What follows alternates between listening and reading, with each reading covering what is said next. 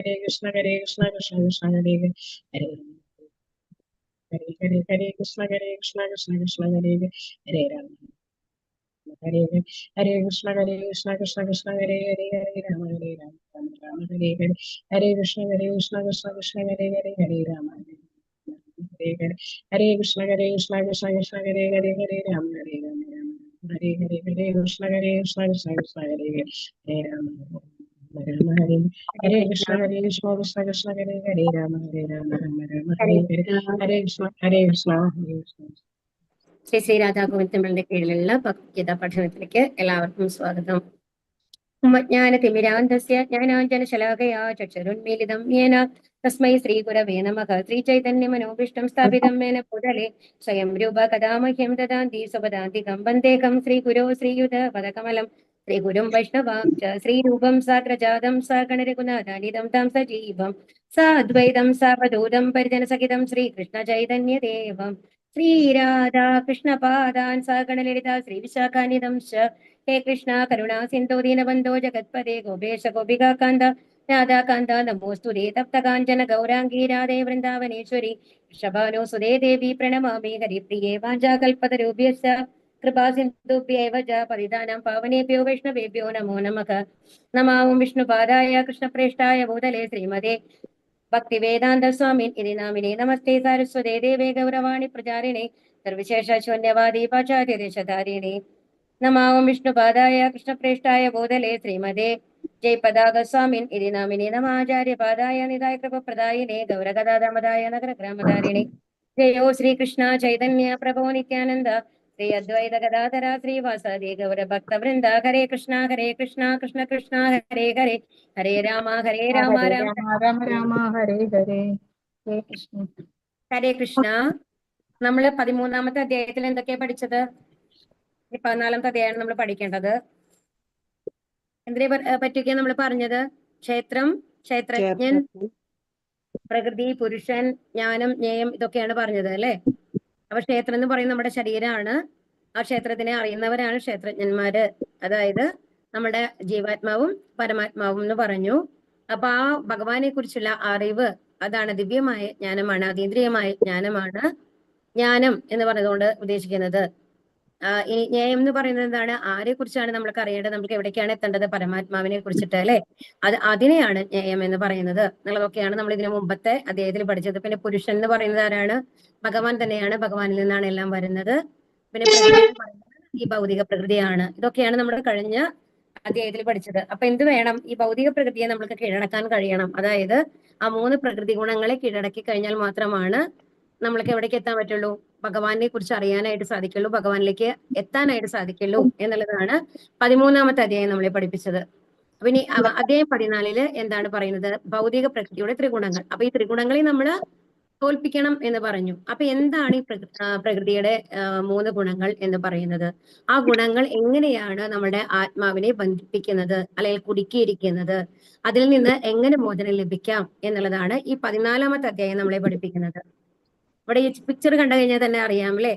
നോക്കി, ഇവിടെ 3 ഗുണങ്ങളാണ് ഇവിടെ കാണിച്ചിട്ടുള്ളത്. സത്വ, രജ, തമോ ഗുണങ്ങളാണ്. അത് എങ്ങനെയാണ്? കയറുമാരിയാണ് കെട്ടിയിട്ടുള്ളത് അല്ലെ. നോക്കൂ, കണ്ടില്ലേ? അപ്പൊ അതിന്റെ ഉള്ളിൽ നിന്ന് നമുക്ക് എങ്ങനെ രക്ഷപ്പെടാം എന്നുള്ളതാണ് ഈ അധ്യായം നമ്മളെ പഠിപ്പിക്കുന്നത് കേട്ടോ. ശ്രീ ശ്രീ രാധാ ഗോവിന്ദ് ജയ്. ഇതിലെ ആദ്യത്തെ 4 ശ്ലോകങ്ങൾ നമ്മൾ എന്താ പറയുന്നത്? ജീവാത്മാക്കളുടെ മുക്തിയും ബന്ധനവും. ഇനി അടുത്തതോ ത്രിഗുണങ്ങളാൽ ശുദ്ധാത്മാവിന്റെ ബന്ധനത്തിന്റെ വിവരണം. ശരിക്കും ആത്മാവ് എന്ന് പറയുന്നത് ശുദ്ധമാണ്. ആ ആത്മാവിനെ 3 ഗുണങ്ങൾ എങ്ങനെ ബന്ധിച്ചിരിക്കുന്നു എന്നുള്ളതാണ് പറയുന്നത്. ഇനി അടുത്തത് എന്താണ്? ഒരു വ്യക്തിക്കുള്ളിലെ ഗുണത്തിന്റെ മേൽക്കോയ്മയെ തിരിച്ചറിയുന്നു. അതായത് ഓരോ വ്യക്തിയിലും ഓരോ ഗുണത്തിന്റെ പ്രഭാവം കൂടുതലായിരിക്കും. ഏതെങ്കിലും ഒരു ഗുണത്തിന്റെ. അപ്പൊ ഏത് ഗുണമാണ് ഒരാളിലുള്ളത് എന്ന് എങ്ങനെ തിരിച്ചറിയാം എന്നുള്ളതാണ് ഇവിടെ പറയുന്നത്. ഇനി ഗുണങ്ങൾക്കുള്ളിലെ പ്രവർത്തനങ്ങളും മരണവും. അപ്പൊ ഈ ഓരോ ഗുണത്തിന്റെ ഉള്ളിലും ഓരോരുത്തരും എങ്ങനെ പ്രവർത്തിക്കുന്നു എന്നുള്ളതാണ്. അപ്പൊ ഇനി അവസാനം എന്താണ്? നമ്മൾക്ക് എന്താണ് വേണ്ടത്? ഈ ഗുണങ്ങൾക്ക് മേലെ പോണം, അതീതമാവണം. ഈ ഗുണങ്ങളെ തോൽപ്പിച്ചുകൊണ്ട് അതിന് അതീതമായി പോയാൽ മാത്രമാണ് വിശുദ്ധ സത്യത്തെ കുറിച്ച്, ഭഗവാനെ കുറിച്ച് നമ്മൾക്ക് അറിയാനായിട്ട് സാധിക്കുള്ളൂ എന്നുള്ളതാണ് അവസാനത്തെ ശ്ലോകങ്ങൾ പറയുന്നത്.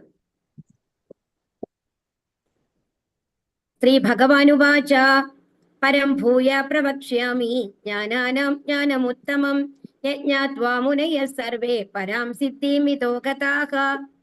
പരമദിവ്യോത്തമ പുരുഷൻ പറഞ്ഞു, ഏതൊന്ന് അറിഞ്ഞതുകൊണ്ടാണോ ഋഷികളെല്ലാം തികഞ്ഞ പരിപൂർണത നേടിയിട്ടുള്ളത്, സർവോത്കൃഷ്ടമായ ആ പരമജ്ഞാനത്തെ പറ്റി ഞാൻ വീണ്ടും നിന്നോട് പറയാം.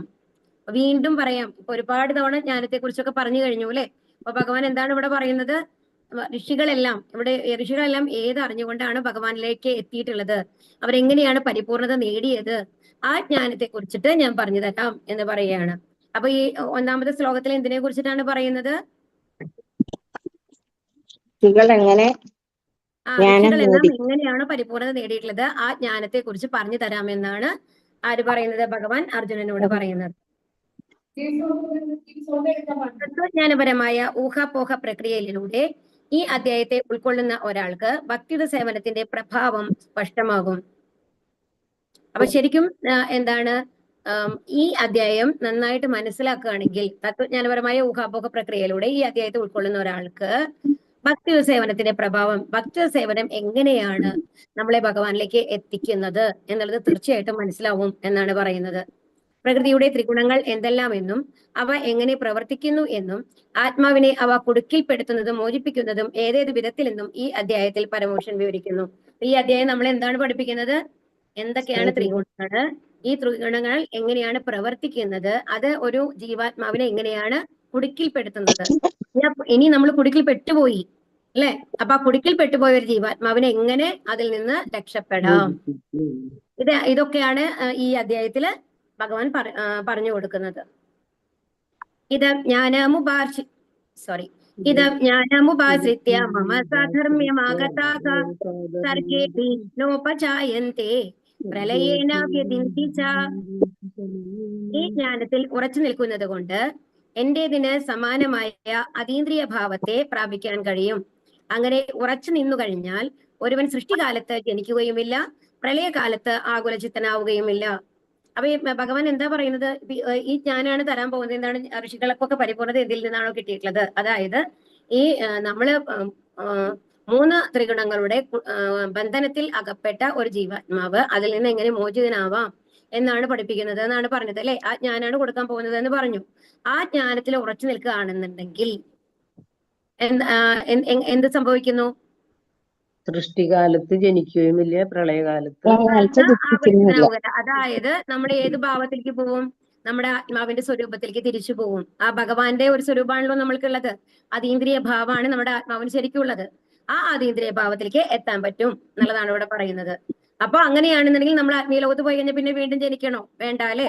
അപ്പൊ സൃഷ്ടികാലത്ത് ജനിക്കേണ്ട, പ്രളയകാലത്ത് ആകുലചിത്തന, അതായത് വീണ്ടും ആ വെള്ളത്തിന്റെ ഉള്ളിൽ പോയിട്ട് ഭഗവാന്റെ ഉദരത്തിലേക്ക് വീണ്ടും പോവാണ് നമ്മള്. അത് കഴിഞ്ഞ് എപ്പോഴാണോ ഭഗവാൻ ഇച്ഛിക്കുന്നത് അപ്പൊ നമ്മൾ വീണ്ടും തിരിച്ചു വരണം, വീണ്ടും നമ്മുടെ കർമ്മങ്ങൾ തുടരണം അല്ലെ. അപ്പൊ ഈ സൈക്കിളിലേക്ക് നമ്മൾ വരണ്ട എന്ന് പറയുകയാണ്. തികഞ്ഞ ആധ്യാത്മിക ജ്ഞാനം ലഭിച്ചാൽ മനുഷ്യൻ ഗുണങ്ങൾ കൊണ്ട് പരമദിവ്യോത്തമ പുരുഷനോട് തുല്യനാകും. ഇതാണ് ഇത്ര നേരം നമ്മൾ പറഞ്ഞുകൊണ്ടിരുന്നത്. എന്താണ് ശരിക്കും പറഞ്ഞു കഴിഞ്ഞാൽ നമ്മൾക്ക് ഈ 3 ത്രിഗുണങ്ങളുടെ ആ ഒരു പ്രഭാവം നമ്മുടെ മേലെ ഇല്ലാന്ന് വെക്കും. അങ്ങനെയാണെന്നുണ്ടെങ്കിൽ ആ നമ്മുടെ ഗുണങ്ങൾ എന്താണ്?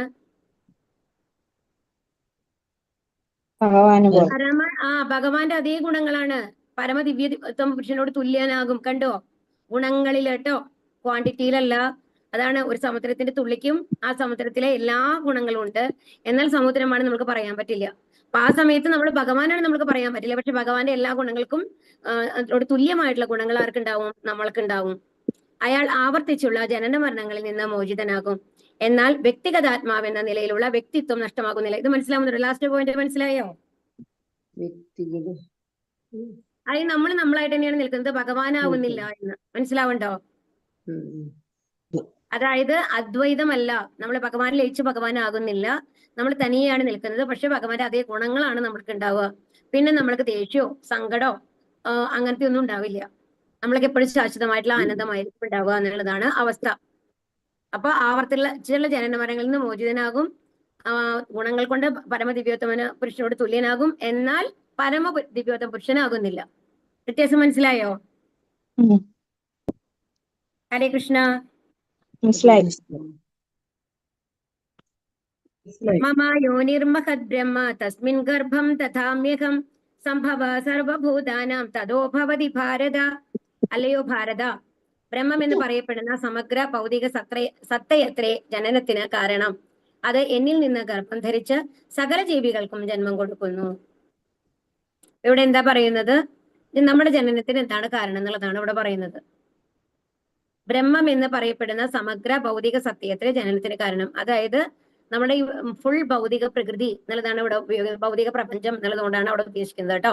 ഭൗതിക സത്ത എന്ന് പറയുന്നത് അത് എന്നിൽ നിന്ന്. അപ്പൊ ഈ പ്രകൃതിയെ ഗർഭം ധരിപ്പിക്കുന്നത് ആരാണ്? ഭഗവാൻ, പുരുഷൻ അല്ലെ? അപ്പൊ ശരിക്കും പറഞ്ഞു കഴിഞ്ഞാല് നമ്മള് പറയും നമ്മളുടെ പല ഭാവങ്ങളാണ് നമ്മൾക്കുള്ളത് അല്ലെ. പുരുഷനും സ്ത്രീയും ഉണ്ട്. അങ്ങനെയാണ് ഈ ഭൗതിക ലോകത്തിൽ അടുത്തൊരു ജനറേഷൻ ഉണ്ടാവുന്നത്. ഒരു സ്ത്രീയും ഒരു പുരുഷനും തമ്മിൽ സംഗമിക്കുമ്പോഴാണ്. പക്ഷേ ശരിക്കും പറഞ്ഞു കഴിഞ്ഞാല് ഈ പ്രകൃതി എന്ന് പറയുന്നത് നമ്മൾ എല്ലാ ജീവസത്തകളും ഉൾപ്പെട്ടതാണ് അല്ലെ. ഈ എല്ലാം എന്ന് പറയുന്നത് സ്ത്രീഭാവമാണ്. ശരിക്കും പറഞ്ഞു കഴിഞ്ഞാൽ പുരുഷൻ എന്ന് പറയുന്നത് ഭഗവാൻ മാത്രമേ ഉള്ളൂ എന്നുള്ളതാണ് പറയുന്നത്. മനസ്സിലാവുണ്ടോ? ശരിക്കും അപ്പൊ അതുകൊണ്ടാണ് പറയുന്നത് എന്താണ്, പുരുഷൻ ഈ പ്രകൃതിയെ നോക്കുകയാണ്, ഈ സ്ത്രീയെ നോക്കുമ്പോഴാണ് ഈ സകല ജീവജാലങ്ങൾ സൃഷ്ടിക്കപ്പെടുന്നത്. അതിന്റെ ഉള്ളിലെ നമ്മുടെ ഭൗതിക സത്തകൾ വരുമ്പോഴാണ് നമ്മൾ വീണ്ടും ഒരു ക്ലാസിഫിക്കേഷൻ ഒക്കെ വരുന്നത്.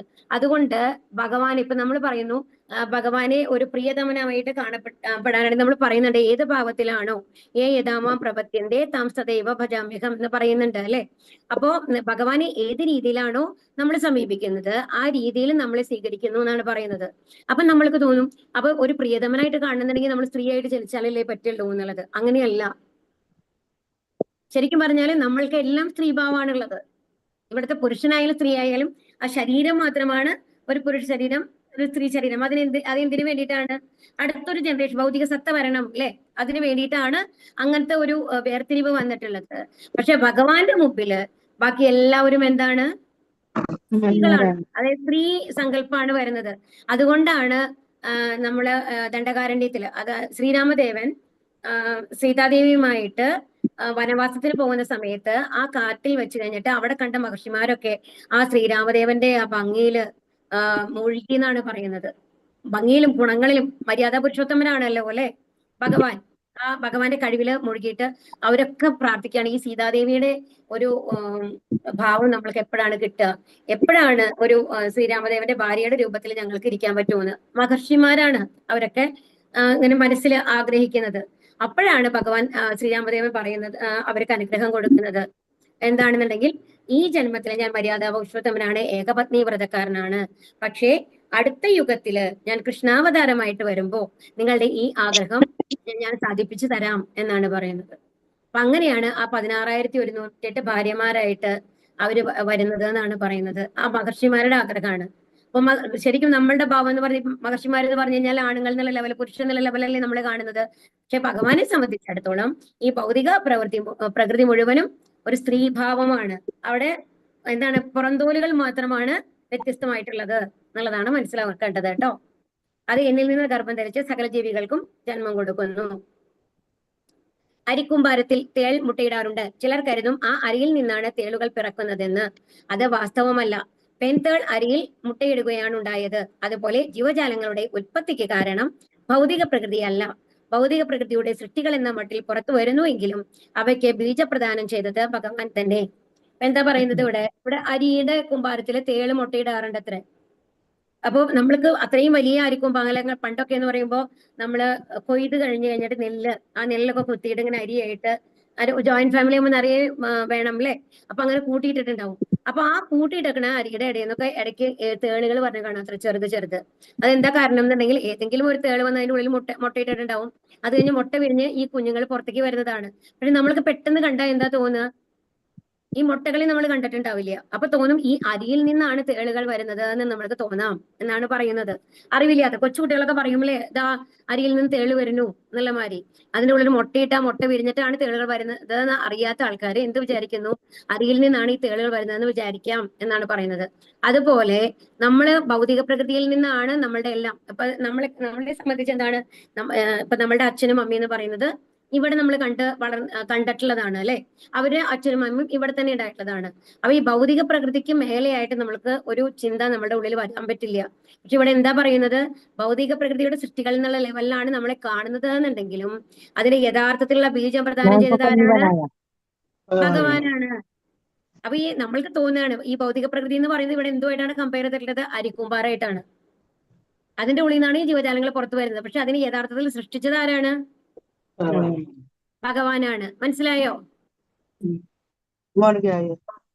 मेरा दीदी का बेटा है ना, वो वोट डालने का സർവയോനിഷു മ്യൂട്ടിലിരിക്കണേ. करती സർവയോനിഷു കൗന്ദേയ മൂർത്തയ സംഭവന്തിയാക താസാം ബ്രഹ്മ മഹദ്യോനി അഹം ബീജ പ്രതപ്പിത. ഹേ കുന്തിപുത്ര, നാനാരൂപേണയുള്ള ജീവിവർഗങ്ങളെല്ലാം ഈ ഭൗതിക പ്രകൃതിയിൽ നിന്ന് ജന്മമെടുക്കാൻ അവസരം നൽകിയത് ഞാനാണ്. അവയുടെ ബീജപ്രദാതാവായ പിതാവും ഞാൻ തന്നെയെന്ന് നീ അറിയണം. അതാണ് ഈ ജീവിവർഗങ്ങൾക്കെല്ലാം ഈ ഭൗതിക പ്രകൃതിയിൽ ജന്മം കൊടുക്കാൻ അവസരം തന്നിട്ടുള്ളത് ആരാണ്? ഭഗവാനാണ്. അപ്പൊ അതുകൊണ്ട് എല്ലാത്തിനും ആ ബീജം തന്നിട്ടുള്ളത് ആരാണ്? പുരുഷനിൽ നിന്നാണ് ബീജം വരുന്നത് അല്ലെ. ആ ബീജം വരുന്നത് ആരിൽ നിന്നാണ്? ഭഗവാനിൽ നിന്നാണ്. അതും ഭൗതിക പ്രകൃതിയുമായിട്ട് ഒരു ബന്ധവും ഇല്ല എന്നാണ് ഇവിടെ പറയുന്നത്. സൃഷ്ടിയുടെ ആരംഭത്തിൽ പൂർവ്വ കർമാനുസൃതമായി ഭിന്നരൂപങ്ങളിൽ പിറവിയെടുക്കുന്ന ജീവസത്തകളാൽ പൂരിതമാണ് ഭൗതിക ലോകം എന്ന് സാരം. അതായത് അപ്പൊ നമ്മൾക്ക് ഭിന്നരൂപങ്ങൾ എന്തുകൊണ്ടാണ് ലഭിക്കുന്നത്? പ്രകൃതിയുടെ സംയോജനം. ഇവിടെ അല്ലല്ലോ, എന്താ പറഞ്ഞിട്ടുള്ളത്? നമ്മൾക്ക് വിവിധ രൂപങ്ങൾ പൂർവ്വ കർമ്മ അനുസൃതമായിട്ട് നമ്മുടെ കഴിഞ്ഞ ജന്മങ്ങളിൽ നമ്മൾ എന്ത് കർമ്മങ്ങളാണോ ചെയ്തിട്ടുള്ളത് അതിനനുസരിച്ചിട്ടാണ് നമ്മൾക്ക് ഈ ജന്മത്തിലെ രൂപം കിട്ടിയിട്ടുള്ളത്. മൃഗങ്ങളായിട്ട് ജനിച്ച ആൾക്കാർക്കും അവരെ കഴിഞ്ഞ ജന്മത്തിലെ കർമ്മങ്ങൾക്കനുസരിച്ചാണ് മൃഗങ്ങളായിട്ടുള്ള ജന്മം കിട്ടിയിട്ടുള്ളത്. മരങ്ങളായിട്ട് ജനിച്ച അവർക്കും അതിന് കഴിഞ്ഞ ജന്മത്തിലെ കർമ്മങ്ങൾക്കനുസരിച്ചാണ് മരമായിട്ട് വന്നിട്ടുള്ളത്. അപ്പൊ ഈ ജന്മത്തിലെ നമ്മുടെ കർമ്മങ്ങൾക്കനുസരിച്ചാണ് നമ്മളുടെ അടുത്ത ജന്മത്തിലെ രൂപം ഉണ്ടാവുക. അപ്പൊ നമ്മുടെ ഓരോ പ്രവൃത്തികളും എത്രയും ഇമ്പോർട്ടന്റ് ആണെന്ന് മനസ്സിലാവുന്നുണ്ടോ? ആ പൂർവ്വ കർമ്മത്തിന് അനുസൃതമായിട്ടാണ് ഭിന്ന രൂപങ്ങളിൽ വരുന്നത് എന്നാണ് പറയുന്നത് ഈ ഭൗതിക ലോകം. ഇനി ത്രിഗുണങ്ങൾ ശുദ്ധാത്മാവിന്റെ ബന്ധനത്തിന്റെ വിവരണമാണ് 9 വരെയുള്ള കേട്ടോ. സത്വം രജസ്തമ ഇതി ഗുണ പ്രകൃതി സംഭവാക നിബധ്നന്തി മഹാബാഹോ ദേഹേ ദേഹിനമവ്യയം. ഹേ മഹാബാഹുവായ അർജുന, 3 ഗുണങ്ങൾ അടങ്ങിയതാണ് ഭൗതിക പ്രകൃതി. സത്വം, രജസ്, തമസ്. ശാശ്വതനായ ജീവാത്മാവിന് പ്രകൃതി സംയോഗം ഉണ്ടാകുന്നതോടെ അത് ഈ ഗുണങ്ങളാൽ ബദ്ധനാകുന്നു. അപ്പൊ എന്താണ് ഈ ഭൗതിക പ്രകൃതിയിലുള്ളത്? 3 പ്രകൃതി ഗുണങ്ങളാണ്. സത്വം, രജസ്, തമസ്. അപ്പൊ ഇത് നിങ്ങളുടെ ചോദ്യങ്ങൾക്ക് ഉത്തരമായിട്ടാണ് വരിക. ഇതൊക്കെ നോട്ട് ചെയ്ത് വെച്ചോളൂ. അപ്പൊ 3 ഗുണങ്ങൾ അടങ്ങിയതാണ് ഭൗതിക പ്രകൃതി: സത്വം, രജസ്, തമസ്. അപ്പൊ ഇനി എന്താണ്ടാവുന്നത്? ശാശ്വതനായ ജീവാത്മാവ്. ജീവാത്മാവിന്റെ ശരിക്കുള്ള സ്വരൂപം എന്ന് പറയുന്നത് ശാശ്വതനാണ്. അതിന് മരണമില്ല അല്ലെ. പക്ഷേ അത് ഈ ഭൗതിക പ്രകൃതിയിൽ ജനിക്കുമ്പോ എന്താവുന്നു? ഈ 3 ഗുണങ്ങളെ 3 ഗുണങ്ങളോട് കൂടെ ജനിക്കുന്നു. ബന്ധിക്കുകയാണ് വരുന്നത്. ആ 3 ഗുണങ്ങൾ നമ്മളോട് വന്ന് ചേരുകയാണ് ചെയ്യുന്നത്. അതാണ് സംഭവിക്കുന്നത്. തത്ര സത്വം നിർമ്മലത്വാത് പ്രകാശകമനാമയം സുഖസംഗേന ബധ്നാതി ജ്ഞാനസംഗേന ചാനക. ഹേ പുണ്യാത്മാവെ, മറ്റുള്ളവയെ അപേക്ഷിച്ച് വിശുദ്ധമാകയാൽ സത്വഗുണം പ്രകാശമാനവും എല്ലാ പാപങ്ങളിൽ നിന്നും മോചിപ്പിക്കുന്നതുമാണ്. ആ ഗുണത്തിൽ സ്ഥിതി ചെയ്യുന്നവർ സുഖത്താലും ജ്ഞാനത്താലും ബന്ധനാക്കപ്പെടും. അപ്പൊ എന്താ പറയുന്നത്? ഈ നമ്മുടെ ഈ ഭൗതിക ലോകത്തിലെ ഏറ്റവും നല്ല ഗുണം ഏതാണ്? സത്വഗുണമാണ്. അതാണ് ആ സത്വഗുണം എന്ന് പറഞ്ഞു കഴിഞ്ഞാൽ എന്താണെന്നുണ്ടെങ്കിൽ, സത്വഗുണത്തിലെ പ്രവൃത്തി എന്ന് പറഞ്ഞു കഴിഞ്ഞാൽ അവർക്കും മറ്റുള്ളവർക്ക് നല്ലത് വരുന്നമായിട്ടുള്ള പ്രവൃത്തികളാണ് അവർ ചെയ്യുക. അപ്പൊ അതുകൊണ്ട് തന്നെ അത് പ്രകാശമാനമാണ്, എല്ലാ പാപങ്ങളിൽ നിന്നും മോചിപ്പിക്കുന്നതുമാണ്. അപ്പൊ സത്വഗുണത്തിൽ നമ്മൾ എത്തിക്കഴിഞ്ഞാൽ നമ്മുടെ പ്രവൃത്തികൾ എന്തുണ്ടാവും? നല്ല പുണ്യപ്രവൃത്തികൾ മാത്രമായിരിക്കും, പാപങ്ങളൊന്നും നമ്മൾക്ക് ഉണ്ടാവില്ല എന്നുള്ളതാണ് ഉണ്ടാവുക. ആ ഗുണത്തിൽ സ്ഥിതി ചെയ്യുന്നവർ സുഖത്താലും ജ്ഞാനത്താലും ബദ്ധരാക്കപ്പെടും. അപ്പൊ എങ്ങനെയാണ് സത്വഗുണത്തിലുള്ളവർ ബദ്ധരാക്കപ്പെടുന്നത്? സുഖത്താലും ജ്ഞാനത്താലും. സുഖത്താലും ജ്ഞാനത്താലും ബദ്ധരാക്കപ്പെടുകയാണ്. പക്ഷെ ഇതിന്റെ എന്താ ഒരു ദോഷം എന്നുള്ളതാണ് അടുത്ത പോയിന്റ് പറയുന്നത് കേട്ടോ. ഒരു ജീവസത്ത സത്വഗുണാവസ്ഥയിലാവുമ്പോൾ താൻ മറ്റുള്ളവരെക്കാൾ ജ്ഞാനത്തിൽ മുന്നേറിയെന്നും അങ്ങനെ അവരെക്കാൾ ഉത്കൃഷ്ടനായിരിക്കുന്നു എന്നുമുള്ള അഹങ്കാരം അയാളെ ബാധിച്ചേക്കാം. കാരണം ഈ സത്വഗുണത്തിലുള്ള ആൾക്കാർ എപ്പോഴും നല്ല ലെവലായിരിക്കും, നല്ല അറിവായിരിക്കും അവർക്ക്. അപ്പൊ നോക്കിക്കഴിഞ്ഞാൽ ഏതെങ്കിലും കമ്പനികളുടെ ഉടമസ്ഥനോ ആ ലെവലൊക്കെയാണ് അവരുണ്ടാവുക. അല്ലാന്നുണ്ടെങ്കിൽ ഒരു വലിയ സയന്റിസ്റ്റോ അങ്ങനെയൊക്കെയാണ് ശാസ്ത്രജ്ഞനായിട്ട് അവരുണ്ടാവാം. അല്ലാതെ ഒരു വലിയ തത്വചിന്തകനായിട്ടുണ്ടാവാം. അങ്ങനെ വലിയ വലിയ പദവികളിലാണ് അവരുണ്ടാവുക. അപ്പൊ അതുകൊണ്ട് എന്തുണ്ടാവും, അവർക്ക് എന്ത് തോന്നാം, നമ്മളെ വലിയ ആളാണ് എന്നുള്ളൊരു ഭാവം അവരുടെ ഉള്ളിൽ വന്നേക്കാം എന്നാണ് പറയുന്നത്. അങ്ങനെ അയാൾ ബദ്ധനാവുന്നു. മനസ്സിലാവുണ്ടോ? അപ്പൊ അതുകൊണ്ട് ഈ ഭാവവും എന്താണ് ഉണ്ടാക്കുന്നത്, സത്വഗുണത്തിലായിരുന്നു കഴിഞ്ഞാലും അപ്പൊ എന്ത് പറ്റില്ല, ആത്മീയലോകത്ത് പോകാൻ പറ്റില്ല. വീണ്ടും എവിടേക്ക് വരേണ്ടി വരും? ഭൗതിക ലോകത്ത്. ഈ ഭൗതിക ലോകത്തേക്ക് വരണം, ആ അഹങ്കാരം കാരണം കൊണ്ട്. ഇതിനുള്ള ഉത്തമ ഉദാഹരണങ്ങളാണ് ശാസ്ത്രകാരന്മാരും തത്വചിന്തകരും. അതാണ് അവർക്ക് ശരിക്കും അവരുടെ ബുദ്ധി ശരിക്കും എളിമയോട് കൂടിയിട്ട് ഭഗവാൻ തന്നതാണ്, ഭഗവാന്റെ അനുഗ്രഹം കൊണ്ടാണ് നമ്മൾക്ക് ഇങ്ങനെ ചെയ്യാൻ സാധിക്കുന്നത് എന്നുള്ള ആ ഒരു എളിമയോട് കൂടിയിട്ട് ഭഗവാനെ പ്രാപിക്കുന്ന ആൾക്കാരാണെങ്കിൽ തീർച്ചയായിട്ടും ഈ ജന്മത്തിൽ തന്നെ ഭഗവാന്റെ അടുത്ത് പോകും. കാരണം അവർക്ക് സത്വഗുണമാണുള്ളത്, നല്ല ഗുണങ്ങളാണ് അവരിലുള്ളത്. അവർക്ക് രജോ ഗുണം തമോ ഗുണം അല്ല ഉള്ളത്. അപ്പൊ അവർക്ക് ഭഗവാന്റെ അടുത്ത് പോകാന്ന് പറയുന്നത് അത്രയും എളുപ്പമാണ്. പക്ഷെ എന്തുണ്ടാവുന്നു, തനിക്ക് അറിവ് കൂടുതലാണ്, ജ്ഞാനം കൂടുതലാണ് എന്നുള്ള അഹങ്കാരം അവരെ ബാധിക്കുന്നതിനാൽ അവർ വീണ്ടും ഇവിടേക്ക് വരേണ്ടി വരികയാണ് ചെയ്യുന്നത്. രജോ രാഗാത്മകം വിദ്ധി തൃഷ്ണാസംഗ സമുദ്ഭവം തന്നിബധ്നാദി കൗന്ദേയ കർമ്മസംഘേന ദേഹിനം. അല്ലയോ കുന്തിനന്ദന, അളവറ്റ തൃഷ്ണാധിക്യത്തിൽ നിന്ന് ഉളവാകുന്നത് അത്രേ രജോ ഗുണം. ദേഹസ്ഥനായ ജീവനെ അത് ഭൗതികമായ ഫലോദിഷ്ട കർമ്മങ്ങളിൽ കുടുക്കിയിടുന്നു. ഇനിയിപ്പോ എന്താണ്, ഒരുപാടുള്ള ആഗ്രഹങ്ങള്, ഒന്ന് കിട്ടിക്കഴിഞ്ഞാൽ അടുത്തേക്ക് പോകണം, അത് കഴിഞ്ഞാൽ അതിനേക്കാളും വലുത് പോകണം. ഇതൊക്കെ നമ്മളുടെ ആഗ്രഹങ്ങളാണ്. നമ്മൾ അധികവും രജോ ഗുണത്തിലാണ് ഉണ്ടാവുക കേട്ടോ. അപ്പൊ അളവറ്റ തൃഷ്ണാധിക്യത്തിൽ നിന്ന് ഒരുപാടുള്ള ആഗ്രഹങ്ങളെയാണ് തൃഷ്ണ എന്ന് പറയുന്നത്. അപ്പൊ അന്ന് ഉളവാകുന്ന ഗുണം ഏതാണ്? രജോ ഗുണം. അപ്പൊ തൃഷ്ണയിൽ നിന്ന് വരുന്ന ഗുണം എന്ന് പറയുന്നത് രജോ ഗുണാണ് കേട്ടോ. അപ്പൊ ദേഹസ്ഥനായ ജീവനെ അതാണ്. അപ്പൊ അതുകൊണ്ട് ഒരു കർമ്മങ്ങൾ ഫലോദിഷ്ട കർമ്മങ്ങളിൽ കുടുക്കിടുകയാണ്.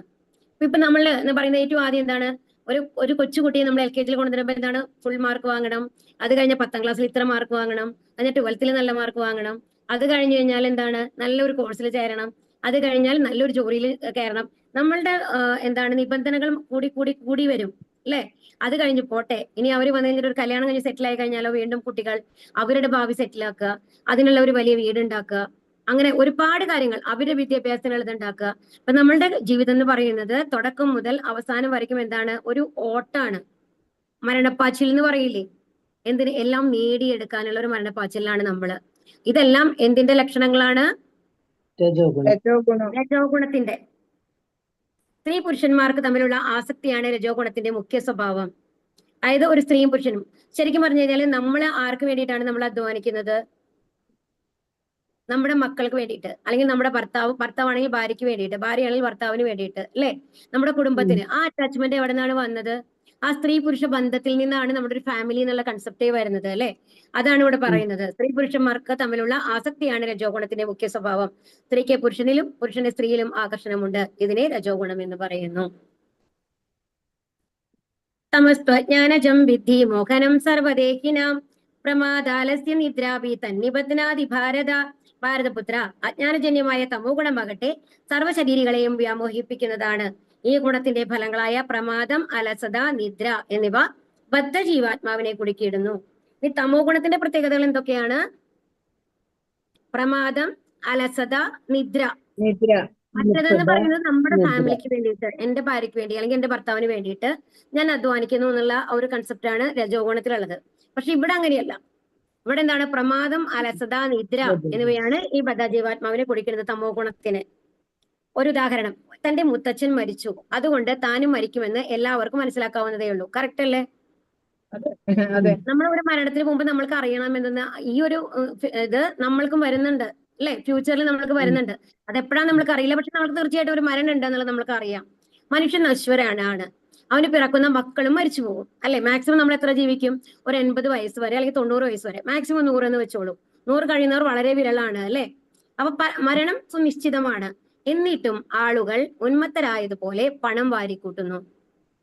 ശരിക്കും പറഞ്ഞു കഴിഞ്ഞാല് അത്യാവശ്യം നല്ല ജോലി ഒക്കെയുള്ള ആൾക്കാരാണെന്നുണ്ടെങ്കിൽ അവർക്ക് ഈ ജന്മത്തിന് ജീവിക്കാനുള്ളത് മാത്രമാണോ ഉണ്ടാക്കുന്നത്?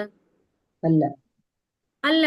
നമ്മൾ എന്താ വിചാരിക്കുന്നത്? നമ്മുടെ കുട്ടികൾക്ക്, അവരുടെ പേരക്കുട്ടികൾക്ക് എത്രത്തോളം സ്വത്ത് നമ്മൾ ഉണ്ടാക്കുന്നോ അത്രത്തോളം നമ്മൾ കേമന്മാരാണ് എന്നുള്ളൊരു ഭാവമാണ് നമ്മളുടെ ഉള്ളിലുള്ളത്. അപ്പൊ ഒരു വീട്, ഒരു കാറുണ്ട്, പോട്ടെ, നമ്മൾക്ക് 2 വീട് 2 കാറുണ്ട് എന്നുള്ളതും വിട്ട് വാടകയ്ക്ക് കൊടുക്കാവുന്ന രീതിയിൽ എത്രയോ വീടുകൾ ഉണ്ടാക്കി ഇടുന്ന ആൾക്കാരുണ്ട് അല്ലെ? അപ്പൊ അതാണ് പറയുന്നത്, അപ്പൊ എന്നിട്ട് നമ്മൾ ഈ 80 വയസ്സ് വരെ ജീവിക്കുന്നുള്ളൂ. അടുത്ത നമ്മുടെ മക്കളാണെന്നുണ്ടെങ്കിലും അത്ര കാലം തന്നെ ജീവിക്കാൻ പോകുന്നുള്ളൂ. അതുപോലെ തന്നെ ഇപ്പൊ നമ്മളാണ് സമ്പാദിക്കുന്നത് അല്ലെ, ഉറപ്പല്ലേ? നമ്മുടെ അതെ. മക്കൾക്കും ആ കഴിവ് ഭഗവാൻ കൊടുത്തിട്ടില്ലേ, ഉണ്ട്. സമ്പാദിക്കാനുള്ള കഴിവ്? അപ്പൊ അവർക്ക് വേണ്ടി നമ്മൾ സമ്പാദിക്കേണ്ട ആവശ്യമുണ്ടോ ശരിക്കും? ഇല്ല. അതാണ് നമ്മൾ മനസ്സിലാക്കേണ്ടത്. നമ്മൾ എന്താ വിചാരിക്കുന്നത്, നമ്മുടെ മക്കൾ കഷ്ടപ്പെടരുത് എന്ന് വിചാരിച്ചിട്ട് അവർക്കും അടുത്ത തലമുറയ്ക്ക് വേണ്ടിയുള്ള എന്താണ് ഉണ്ടാക്കാനുള്ള കഷ്ടപ്പാടില് നമ്മൾ എല്ലാം എന്താണ് മറന്നു പോകുന്നത്, നമ്മളുടെ ജീവിതത്തെ കുറിച്ച് മറന്നു പോവുകയാണ്. ശരിക്കും പറഞ്ഞു കഴിഞ്ഞാൽ സന്തോഷിക്കുന്ന ആൾക്കാർ എത്ര വേണ്ടി, എല്ലാവരും വിചാരിക്കുന്ന ഒരു റിട്ടയർമെന്റ് ലൈഫ് നന്നായിട്ട് ജീവിക്കാം, അതുവരെ അധ്വാനിക്കണം, അത്രയ്ക്കും പൈസ ഉണ്ടാക്കണം, എന്നൊരു സമാധാനമായിട്ട് ഇരിക്കണം എന്നാണ്. പക്ഷെ ഒരു 50-60 വയസ്സാകുമ്പോഴേക്കും ഇന്നത്തെ ജീവിത രീതിയിൽ എസ്പെഷ്യലി ഈ IT കമ്പനികൾ അങ്ങനത്തെ കമ്പനികളൊക്കെ വർക്ക് ചെയ്യുന്ന ആൾക്കാരാണെന്നുണ്ടെങ്കിൽ അവർ 45 വയസ്സായി ആകുമ്പോഴേക്കും വൃദ്ധന്മാരായി കഴിഞ്ഞിട്ടുണ്ടാവും. അവർക്കില്ലാത്ത അസുഖങ്ങളൊന്നും ഉണ്ടാവില്ല. ബാക്ക് പെയിൻ വന്നിട്ടുണ്ടാവും, കാരണം ലാപ്ടോപ്പ് വെച്ചിട്ട് അത്രയും കാലമാണ് അവർ രാവിലെ തൊട്ട് വൈകുന്നേരം വരെ. അതുപോലെ ഉറക്കത്തിന് പ്രത്യേകിച്ച് നിബന്ധനകളൊന്നുമില്ല അവർക്ക്. അപ്പൊ ഇതെല്ലാം വന്നു കഴിഞ്ഞിട്ട് എല്ലാ അസുഖങ്ങളുടെയും ഒരു കൂമ്പാരമായിട്ട് നമ്മൾ മാറുകയാണ് ചെയ്യുന്നത് ഒരു 55-60 വയസ്സാകുമ്പോഴേക്കും. അത് കഴിഞ്ഞിട്ട് എന്ത് എൻജോയ്മെന്റ് ആണ് നമ്മൾക്കുള്ളത്? നമ്മൾക്ക് ആഗ്രഹിച്ച ഭക്ഷണം കഴിക്കാനായിട്ട് സാധിക്കില്ല, നമ്മൾക്ക് എഴുന്നേറ്റ് നടക്കാനുള്ള ഇതില്ല. നമ്മൾ പോട്ടെ ഒരു മല കുറച്ച് കയറി നമ്മളൊന്ന് പ്രകൃതി ആസ്വദിക്കണം എന്ന് പറഞ്ഞാൽ മല കയറാനുള്ള ശക്തി നമ്മുടെ കയ്യിലുണ്ടാവില്ല, കാരണം നമ്മുടെ എല്ലുകളൊക്കെ തീർന്നു കഴിഞ്ഞിട്ടുണ്ടാവും. അപ്പൊ അതുപോലെ അതാണ് നമ്മൾ ഉന്മത്തരാണ് ശരിക്കും. രാവും പകലും കഠിന പ്രയത്നം ചെയ്യുന്നു, ശാശ്വതമായ ആത്മാവിനെ കുറിച്ച് ചിന്തിക്കുന്നില്ല. പക്ഷെ യഥാർത്ഥത്തില് നമ്മൾ ആർക്ക് വേണ്ടിയിട്ടാണ് നമ്മൾ സ്വരുക്കൂട്ടേണ്ടത്? അടുത്ത ജന്മത്തിലേക്ക്, അടുത്ത ഒരു ജന്മം. ഇൻ കേസ് നമുക്കൊരു അടുത്ത ജന്മം ഉണ്ടെങ്കിലും ഈ ജന്മത്തിൽ നമ്മൾ ജീവിച്ച പോലെയെങ്കിലും അടുത്ത ജന്മത്തിൽ ജീവിക്കാനുള്ള ഒരു അവസരം നമുക്ക് കിട്ടണമെന്നുണ്ടെങ്കിൽ എന്ത് വേണം? നമ്മുടെ പ്രവൃത്തികൾ അതുപോലെ ആയിരിക്കണം, നമ്മുടെ കർമ്മങ്ങൾ അതുപോലെ ആയിരിക്കണം. അത് നമ്മൾ മറന്നു പോവാണ് ചെയ്യുന്നത്. ഈ ഒരു ജന്മം മാത്രമേ നമുക്കുള്ളൂ എന്ന് വിചാരിച്ചുകൊണ്ട് നമ്മൾ അധ്വാനിക്കുകയാണ് ചെയ്യുന്നത്. എന്നാൽ ഇതിനപ്പുറം ഒരു ജന്മമുണ്ട്. ആ ജന്മം നമ്മൾക്ക് ലഭിക്കുന്നത്, ആ ശരീരം നമ്മൾക്ക് ലഭിക്കുന്നത് ഈ ജന്മത്തിന്റെ പ്രവൃത്തികളെ വെച്ചാണ് എന്നുള്ളത് നമ്മൾ മറന്നു പോവുകയാണ് ചെയ്യുന്നത്. ഉന്മാദം തന്നെയാണിത്. ഇങ്ങനെ ഉന്മാദം ബാധിച്ചവർ ആധ്യാത്മിക ജ്ഞാനമാർഗത്തിൽ പുരോഗമിക്കാൻ ഒട്ടും താല്പര്യം കാണിക്കില്ല. കാരണം ഭഗവാനെ കുറിച്ച് ചിന്തിക്കാനായിട്ട് അവർക്ക് സമയം ഉണ്ടാവില്ല എന്നുള്ളതാണ്. അപ്പൊ ഇതാണ് പറയുന്നത്. ഇത് നമ്മളെ ഒരു എക്സ്ട്രീം ആയിട്ട് പറയുന്നതാണ് കേട്ടോ. സാധാരണഗതിയിൽ തമോ ഗുണം എന്ന് പറഞ്ഞു കഴിഞ്ഞാല് നമ്മള് ഈ ഡ്രഗ്സ് അതുപോലെ തന്നെ ഡ്രിങ്ക്സ് അതിലൊക്കെ അഡിക്റ്റ് ആവുന്ന ആൾക്കാരൊക്കെ ഉണ്ടല്ലോ. അത് കഴിഞ്ഞിട്ട് സ്വയബോധമില്ലാത്ത ഒരു പ്രവൃത്തിയാണ് അവർക്ക് ഉണ്ടാവുക, മറ്റുള്ളവരെ ഉപദ്രവിക്കുക, ടെററിസ്റ്റ് ആയിട്ട് ഇരിക്കുന്ന ആൾക്കാര്, അങ്ങനത്തെ ആൾക്കാരൊക്കെയാണ് പൊതുവെ ഈ കാറ്റഗറിയിൽ വരിക കേട്ടോ. സത്വം സുഖേ സംചയന്തി രജകർമ്മണി ഭാരത ജ്ഞാനമാവൃത്യ തൂതമഃ പ്രമാദേ സഞ്ചയത്യുത. അല്ലയോ ഭാരതപുത്ര, സത്വഗുണം ഒരാളെ സുഖം കൊണ്ട് ബന്ധിക്കുമ്പോൾ രജോ ഗുണം കാമ്യകർമ്മങ്ങൾ കൊണ്ടാണ് ബന്ധിക്കുക. ജ്ഞാനത്തെ ആവരണം ചെയ്യുന്ന തമോ ഗുണമാകട്ടെ ഉന്മാദം കൊണ്ടും ഒരാളെ ബന്ധിക്കുന്നു. അപ്പൊ മനസ്സിലായില്ലേ? സത്വഗുണം എന്താണ്? സുഖം കൊണ്ട് ബന്ധിക്കുന്നു. രജോ ഗുണം കാമ്യകർമ്മങ്ങൾ കൊണ്ട് ബന്ധിക്കുന്നു. തമോ ഗുണം എന്ന് പറയുന്നത് ഉന്മാദം കൊണ്ട് ബന്ധിക്കുന്നു. രജസ്തമശ്ചാഭിഭൂയ സത്വം ഭവതി ഭാരത രജസ്സത്വം തമശ്ചൈവ തമസ്സത്വം രജസ്തദാ. അല്ലയോ ഭാരത, ചിലപ്പോൾ സത്വഗുണം രജസ്തമോ ഗുണങ്ങളെ തോൽപ്പിച്ചുകൊണ്ട് മുന്നേറും, ചിലപ്പോൾ രജസ് സത്വതമോ ഗുണങ്ങളെ കീഴടക്കുന്നു, മറ്റു ചിലപ്പോൾ തമസ് സത്വ രജസ്സുകളെയും. ഈ വിധത്തിൽ എപ്പോഴും ആധിപത്യത്തിനുള്ള മത്സരം നിലനിൽക്കുന്നു. ഇവിടെ എന്താ പറയുന്നുണ്ടെങ്കിൽ എല്ലാ വ്യക്തികളിലും ഈ 3 ഗുണങ്ങളും ഉണ്ട്. സത്വഗുണമുണ്ട്, രജോ ഗുണമുണ്ട്, തമോ ഗുണമുണ്ട്. പക്ഷേ നമ്മളുടെ പ്രവൃത്തികൾ എപ്പോഴും ഒരേപോലെയാണോ? എപ്പോഴും നമ്മൾ സത്വഗുണത്തിലാണോ പ്രവൃത്തി? നമ്മളിപ്പോ ഭഗവാന് വേണ്ടിയിട്ട് ഇപ്പൊ നിങ്ങൾ ഭഗവത്ഗീത ക്ലാസ്സിൽ ഇരിക്കുന്നു, നമ്മുടെ ശ്രദ്ധ മുഴുവൻ എന്തിലാണ്? ഭഗവാനിലാണ്. ഭഗവാനെ കുറിച്ച് കേട്ടുകൊണ്ടിരിക്കുകയാണ് അല്ലെ. ഇത് നമ്മൾ സത്വഗുണത്തിൽ ചെയ്യുന്ന ഒരു പ്രവൃത്തിയാണ്.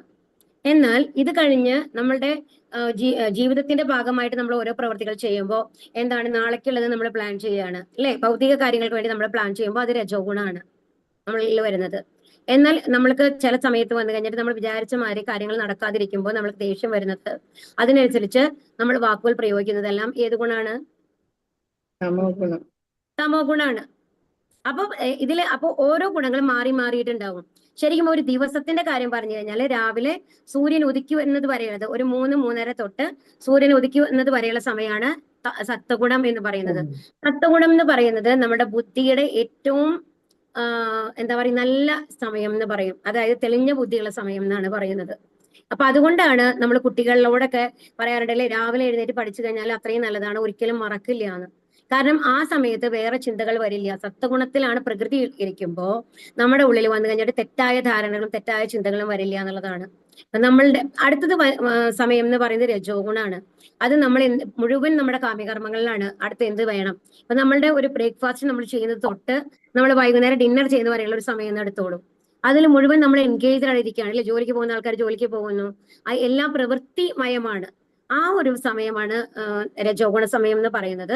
വൈകുന്നേരം നമ്മൾ സൺസെറ്റ് കഴിഞ്ഞ് കഴിഞ്ഞിട്ട് ഒരു 7 മണി കഴിഞ്ഞിട്ട് പിന്നെയുള്ള സമയം എന്ന് പറയുന്നത് തമോ ഗുണമാണ്. അപ്പൊ അതുകൊണ്ടാണ് തമോ ഗുണത്തിൽ. അപ്പൊ ശരിക്കും പറഞ്ഞാല് പക്ഷെ നമ്മളുടെ ഇപ്പോഴത്തെ ഭൗതിക ലോകത്തിലെ ട്രെൻഡ് എന്താണ്? അവർ ഉണർന്നിരിക്കുന്നത് തമോ ഗുണത്തിലാണ്, സത്വഗുണത്തിൽ ഉറങ്ങുകയാണ് ചെയ്യുന്നത്. ഒരിക്കലും അങ്ങനെയല്ല, ജ്ഞാനികൾ ഒരിക്കലും അങ്ങനെ ചെയ്യില്ല എന്നാണ് പറയുന്നത്. അപ്പൊ അതാണ് നമ്മളത് മാറ്റണം എന്നുള്ളതാണ്. അപ്പൊ ചിലപ്പോൾ ഈ സത്വ തമോ ഗുണങ്ങൾ ഇത് ഓരോരുത്തരും മാറി മാറി മാറി വരും. അപ്പൊ നമ്മളുടെ കയ്യിലാണ്. അതിനെ നമ്മൾ എന്ത് ചെയ്യണം? കൾട്ടിവേറ്റ് ചെയ്യണം. ഏത് ഗുണമാറ്റത്തിലാണ് നമ്മൾ ഇരിക്കേണ്ടത് എന്നുള്ളത് നമ്മളുടെ പ്രവൃത്തികളിൽ കൂടി നമ്മൾക്ക് കൊണ്ടുവരാൻ സാധിക്കും. അപ്പൊ സത്വഗുണം നമ്മൾക്ക് മേലെ വരണമെന്നുണ്ടെങ്കിൽ എന്ത് വേണം? എപ്പോഴും ഒരു ഭഗവത് ചിന്തയുണ്ടാവണം, ഭഗവാന്റെ നാമങ്ങൾ ചൊല്ലണം. അപ്പോഴാണ് നമ്മുടെ ഉള്ളിൽ നിന്നുള്ള രജ തമോ ഗുണങ്ങൾ പതിയെ പതിയെ മാറാൻ തുടങ്ങുക. ഭൗതിക പ്രകൃതിക്ക് 3 ഗുണങ്ങൾ ഉണ്ടെങ്കിലും സ്ഥിരനിശ്ചയമുള്ളവർക്ക് സത്വഗുണത്താൽ അനുഗ്രഹീതരാവാം. അതാണ് നമ്മളുടെ തീരുമാനമാണ് ഏത് ഗുണത്തിൽ ഇരിക്കണം എന്നുള്ളത്. അതിനുവേണ്ടി പ്രവർത്തിക്കേണ്ടതും നമ്മളാണ്. അതിനെയും അതിക്രമിച്ച് വസുദേവാവസ്ഥ എന്ന വിശുദ്ധ സത്വത്തിലെത്താം. അപ്പൊ ഈ 3 ഗുണങ്ങളും അതിക്രമിച്ച അവസ്ഥ എന്താ പറയുന്നത്? വസുദേവാവസ്ഥ അല്ലെങ്കിൽ വിശുദ്ധ സത്വം എന്നാണ് പറയുന്നത്. ആ അവസ്ഥയിൽ എത്തിക്കഴിഞ്ഞാൽ തീർച്ചയായിട്ടും നമ്മൾ എവിടേക്കാണ് പോകുന്നത്? ആത്മീയ ലോകത്തേക്കാണ്. പിന്നെ തിരിച്ചു വരവില്ല എന്നുള്ളതാണ്. സർവധാരേഷു ദേഹേസ്മിൻ പ്രകാശ ഉപജായതേ ജ്ഞാനം യഥാ തഥാ വിദ്യാത് വിവൃദ്ധം സത്വം ഇത്യുത. ശരീരത്തിന്റെ എല്ലാ ദ്വാരങ്ങളും ജ്ഞാനത്താൽ പ്രകാശിതമാകുമ്പോൾ സത്വഗുണത്തിന്റെ പ്രഭാവം അനുഭവപ്പെടുന്നു. ഇവിടെ എന്താ നമ്മുടെ ദ്വാരങ്ങൾ എന്ന് പറയുന്നത്? ഏതൊക്കെയാണ്? മൂക്ക്, കണ്ണ്, മൂക്ക്, ചെവി, എല്ലാം അല്ലെ. അപ്പൊ നമ്മുടെ കണ്ണുകൾ ഭഗവാന്റെ കീർത്തനങ്ങൾ ആലപിക്കാനും ഭഗവത്ഗീത ഭാഗവതമൊക്കെ പഠിക്കാനായിട്ട് ഉപയോഗിക്കുകയാണെങ്കിൽ അത് സത്വഗുണാണ് അല്ലെ. അതുപോലെ ചെവികളോ, നമ്മൾ അംബരീഷ് മഹാരാജാവിനെ പറഞ്ഞു അല്ലെ, എല്ലാ അവയവങ്ങളും എന്തിനു വേണ്ടിയിട്ടാണ്? ഭഗവാന് വേണ്ടിയിട്ടാണ്, ഭഗവാന്റെ ചിന്തയിലാണ് ഉപയോഗിച്ചിരുന്നത്. അപ്പൊ നമ്മൾ നമ്മളുടെ പ്രവൃത്തികളെല്ലാം ഭഗവാനിലെ സ്മരണയോടുകൂടി ചെയ്യുമ്പോൾ നമ്മളുടെ എല്ലാ ഇന്ദ്രിയങ്ങളും എന്തായി മാറും?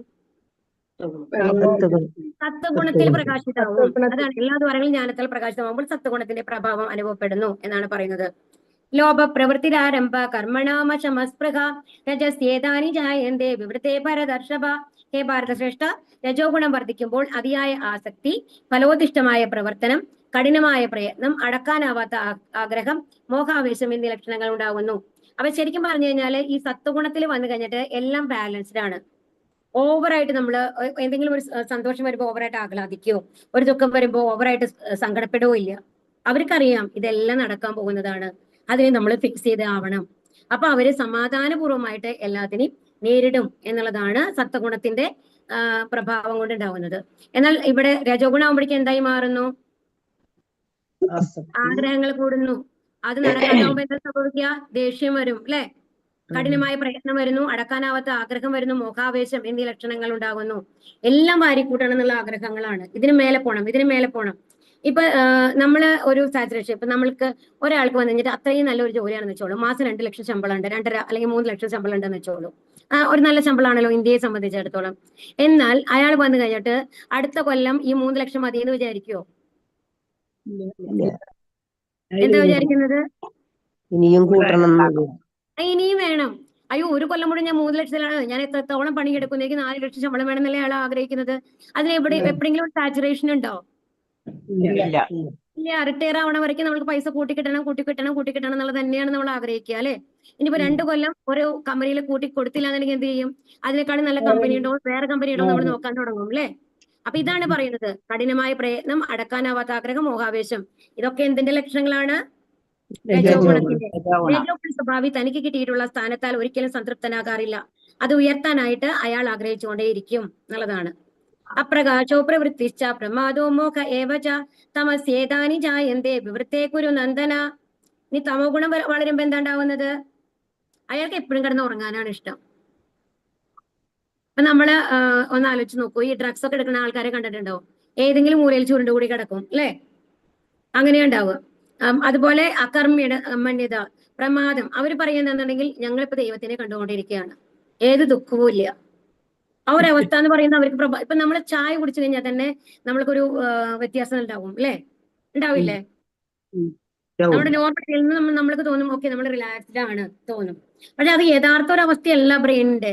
അത് കുറച്ചു നേരത്തേക്ക് ഒരു ലഹരി പദാർത്ഥം നമ്മുടെ ഉള്ളിൽ ചെല്ലുമ്പോൾ അതിനെ ഉത്തേജിപ്പിക്കുകയാണ്, മന്ദിപ്പിക്കുകയാണ് ശരിക്കും ചെയ്യുന്നത്. നമ്മളെ വേറെ ഇതിൽ നിന്നും നമ്മളെ മാറ്റി നിർത്തുകയാണ് ചെയ്യുന്നത്. അപ്പൊ അതുകൊണ്ട് എന്താണ് വരുന്നത്? അകർമ്മണ്യത, പ്രമാദം, വ്യാമോഹം എന്നിവ പ്രകടമാകുന്നു. ഇനി അടുത്തത് ഇനി ഗുണങ്ങൾ. മരിക്കുമ്പോ ഏതെങ്കിലും ഒരു പ്രത്യേക ഗുണത്തിൽ മരിക്കുന്നവരുടെ വിധിയാണ് കേട്ടോ ഇനി പറയാൻ പോകുന്നത്.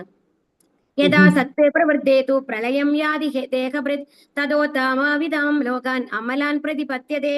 സാത്വികർ മരിക്കുമ്പോൾ ഋഷിവര്യന്മാരുടെ നിർമ്മലങ്ങളായ ഉത്കൃഷ്ട ലോകങ്ങളിൽ എത്തുന്നു.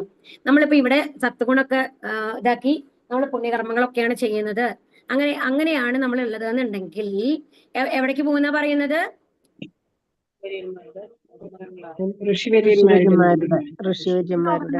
അതായത് നമ്മുടെ ഭൂലോകം എന്ന് പറയുന്നത് നമ്മളുടെ മേലെ നിന്ന് താഴേക്ക് നോക്കുമ്പോൾ 7ാമത്തെ ലോകമാണ്. ഹരേ കൃഷ്ണ.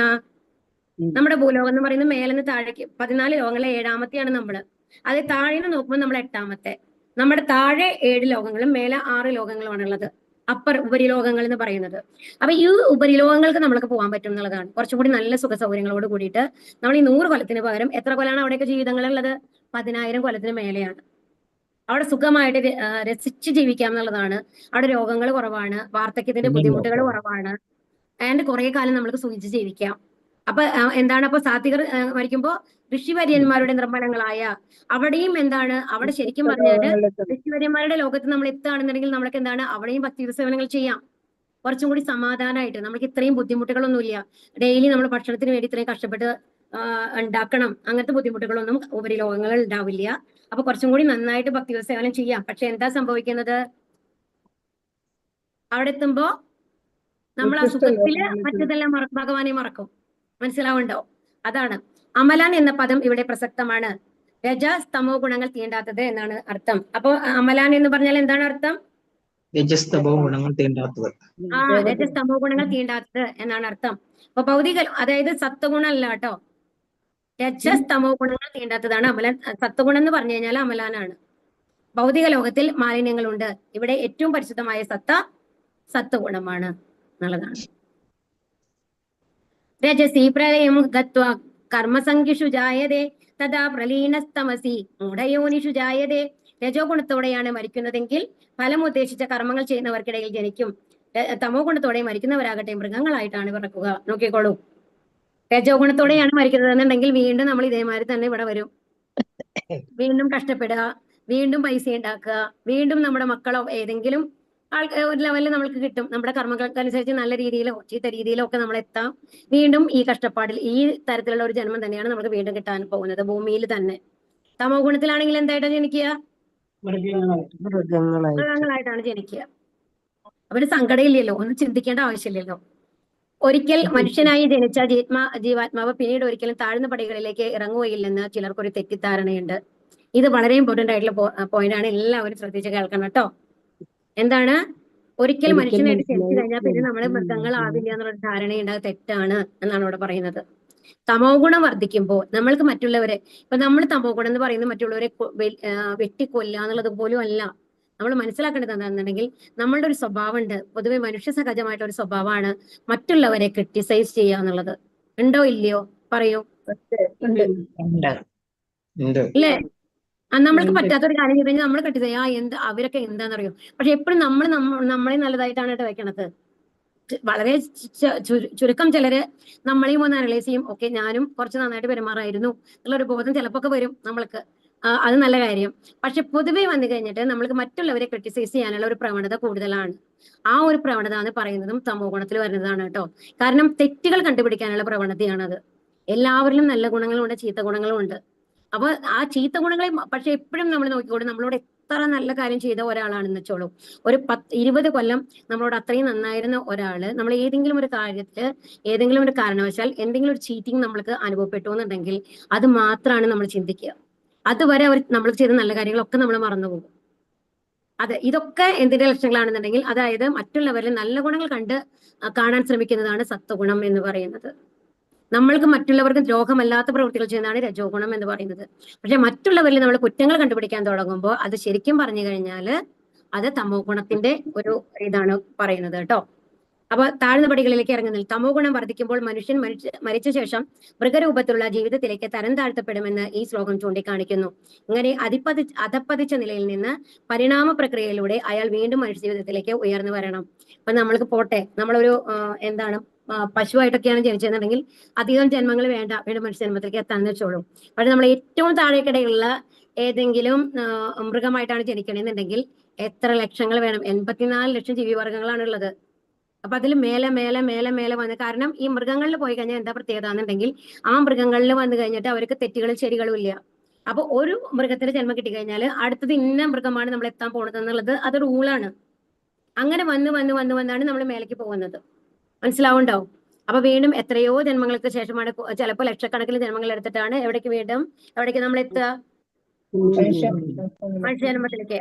കർമ്മണം സുകൃതസ്യാഹോ സാത്വികം നിർമ്മലം ഫലം രജസ്സസ്തു ഫലം ദുഃഖം അജ്ഞാനം തമസ ഫലം. സത്കർമ്മത്തിന്റെ ഫലം വിശുദ്ധമാണ്, അത് സാത്വിക ഗുണത്തിലാണെന്ന് പറയപ്പെടുന്നു. രജോ ഗുണത്തിൽ ചെയ്യുന്ന പ്രവൃത്തിയുടെ ഫലം ദുഃഖമാകുന്നു. തമോ ഗുണത്തിലെ പ്രവൃത്തികളുടെ ഫലം മൗഢ്യവും അജ്ഞാനവും. അപ്പൊ ഇനി എന്താ പറയുന്നത്? നമ്മുടെ സത്കർമ്മം, അതായത് എന്ത് ചെയ്തു കഴിഞ്ഞാലും, അതായത് നമ്മൾ മറ്റുള്ളവർക്ക് ചാരിറ്റി, മറ്റുള്ളവരെ സഹായിക്കുന്നു, നല്ല കാര്യങ്ങളൊക്കെ ചെയ്യുന്നുണ്ടല്ലോ, അല്ലെങ്കിൽ മറ്റുള്ളവർക്ക് വേണ്ടി എന്തെങ്കിലും നമ്മുടെ ശരീരം കൊണ്ട് നമ്മൾ സഹായിക്കുന്നു, ഇതെല്ലാം എന്താണ്? ഇതിന്റെയൊക്കെ ഫലം എന്താണ്? വിശുദ്ധാണ്, രജോ ഗുണമല്ല. നമ്മൾ നല്ല കർമ്മങ്ങൾ ചെയ്യുന്നതിന്റെ ഫലം എന്ന് പറയുന്നത് വിശുദ്ധമാണ്, സത്വഗുണം, അത് സാത്വിക ഗുണത്തിലാണെന്ന് പറയപ്പെടുന്നു. അതായത് മറ്റുള്ളവർക്ക് നല്ലത് ചെയ്യണം എന്നുള്ള മനോഭാവം എന്ന് പറയുന്നത് സത്വഗുണമാണ്. രജോ ഗുണത്തിൽ ചെയ്യുന്ന പ്രവൃത്തിയുടെ ഫലം ദുഃഖമാകുന്നു. കാരണം അത് എന്തുകൊണ്ടാണ് ദുഃഖാണെന്ന് പറയുന്നത്? നമ്മൾ ഒരുപാട് സമ്പത്ത് ഉണ്ടാക്കണം, അതിന്റെയൊക്കെ പിന്നാലെ പോയി കഴിയുമ്പോൾ പലപ്പോഴും നമ്മൾ വിചാരിച്ച മാതിരി കാര്യങ്ങൾ നടക്കാറില്ല. അത് നമ്മൾക്ക് ദേഷ്യം വരുത്തുന്നു, ദുഃഖം വരുത്തുന്നു. അപ്പൊ നമ്മളെ ചിന്തകൾ മാറുന്നു, നമ്മളെ പ്രവൃത്തികൾ മാറുന്നു. അല്ലെ? ധ്യായതോ വിഷയാൻ പുംസക സംഘസ്തേഷു ജായതേ സഞ്ജായതേ കാമക കാമാത് ക്രോധോഭിജായതേ. നമ്മൾക്ക് നടക്കാത്ത ആഗ്രഹങ്ങളെല്ലാം നമ്മളിൽ ദേഷ്യമായി വെറുപ്പായിട്ടൊക്കെ വരികയാണ്. അപ്പൊ മറ്റുള്ള ജനങ്ങളോടുള്ള വെറുപ്പും വിദ്വേഷമൊക്കെ അങ്ങനെയാണ് രജോ ഗുണത്തിൽ കൂടി നമ്മൾക്ക് വരികയാണ് ചെയ്യുന്നത്. അതുകൊണ്ടാണ് ആ പ്രവൃത്തിയുടെ ഫലം ദുഃഖമാണ് എന്ന് പറയുന്നത്. തമോ ഗുണത്തിലെ പ്രവൃത്തികളുടെ ഫലം മൗഢ്യവും അജ്ഞാനവുമാണ്. അപ്പൊ ഇനി തമോ ഗുണത്തിൽ പിന്നെ പറയണ്ട, അവർക്ക് ബോധമില്ലല്ലോ. ആരെ വേണമെങ്കിൽ മുറിവേൽപ്പിക്കാം, ആരെ വേണമെങ്കിൽ കൊല്ലാം, ഈ ആസിഡ് ഒഴിക്കുക എന്നൊക്കെ പറയുന്നത് നമ്മൾ കേൾക്കുന്നുണ്ടല്ലോ. അല്ലെങ്കിൽ ടെററിസ്റ്റുകൾ വന്നു കഴിഞ്ഞിട്ട് ചെറിയ കുട്ടികളെ പോലും കൊല്ലുക എന്ന് പറയുന്നത്, ഇതൊക്കെ തമോ ഗുണത്തിൽ ചെയ്യുന്ന കാര്യങ്ങളാണ്. അതിന്റെ ഫലം എന്ന് പറയുന്നത് എന്താണ്? മൗഢ്യവും അജ്ഞാനവുമാണ്. അത് അവർക്കും ഗുണം ഉണ്ടാവില്ല, മറ്റുള്ളവർക്കും ഗുണം ഉണ്ടാവില്ല. രജോ ഗുണത്തിൽ അറ്റ്ലീസ്റ്റ് വന്നു കഴിഞ്ഞിട്ട് പ്ലാൻ ചെയ്ത് ചെയ്യുന്ന കാര്യങ്ങളാണെങ്കിൽ അവർക്ക് ഗുണം ഉണ്ടാവും, മറ്റുള്ളവർക്ക് ഗുണം ഉണ്ടാവില്ലെങ്കിലും. പക്ഷേ തമോ ഗുണം എപ്പോഴും അവർക്കും ദോഷവും മറ്റുള്ളവർക്കും ദോഷമാണ് ഉണ്ടാക്കുക. ഇവിടെ നോക്കൂ, ഈ ലാഡർ കണ്ടോ? ഇത് ആദ്യത്തെ എന്ന് പറയുന്ന അമ്പലങ്ങള്, അതൊക്കെയാണ് സത്വഗുണത്തിൻ്റെതായിട്ട് കാണിക്കുന്നത്. ഇവിടെ എന്ന് പറയുന്നത് നമ്മൾ രജോ ഗുണത്തിൽ എപ്പോഴും പ്രവൃത്തിമയാണ്, ചേരികളാണ് കാണുന്നത്. കണ്ടോ? ഒരുപാട് ഈ ആഗ്രഹങ്ങൾ ജനിക്കുന്ന ആൾക്കാര് ഇങ്ങനെയാണ് വരിക എന്ന് പറയും. ഇങ്ങനത്തെ ലെവലിൽ പോകുമെന്നാണ് പറയുന്നത്. എപ്പോഴും കഷ്ടപ്പാട്, എപ്പോഴും പ്രവർത്തിച്ചുകൊണ്ടിരിക്കണം എന്നുള്ളതാണ്. ഇനി അടുത്തത് നോക്കൂ, തമോ ഗുണത്തിലുള്ള ആൾക്കാർ ചെയ്യുന്ന എന്റെ ഫലം എന്താന്ന്? അങ്ങനെ അത് കഷ്ടപ്പെട്ടുണ്ടാക്കിയ കോണി ഉണ്ടാക്കിയിട്ട് അത് കയറാൻ പറ്റുമോ അതിൽ കൂടെ?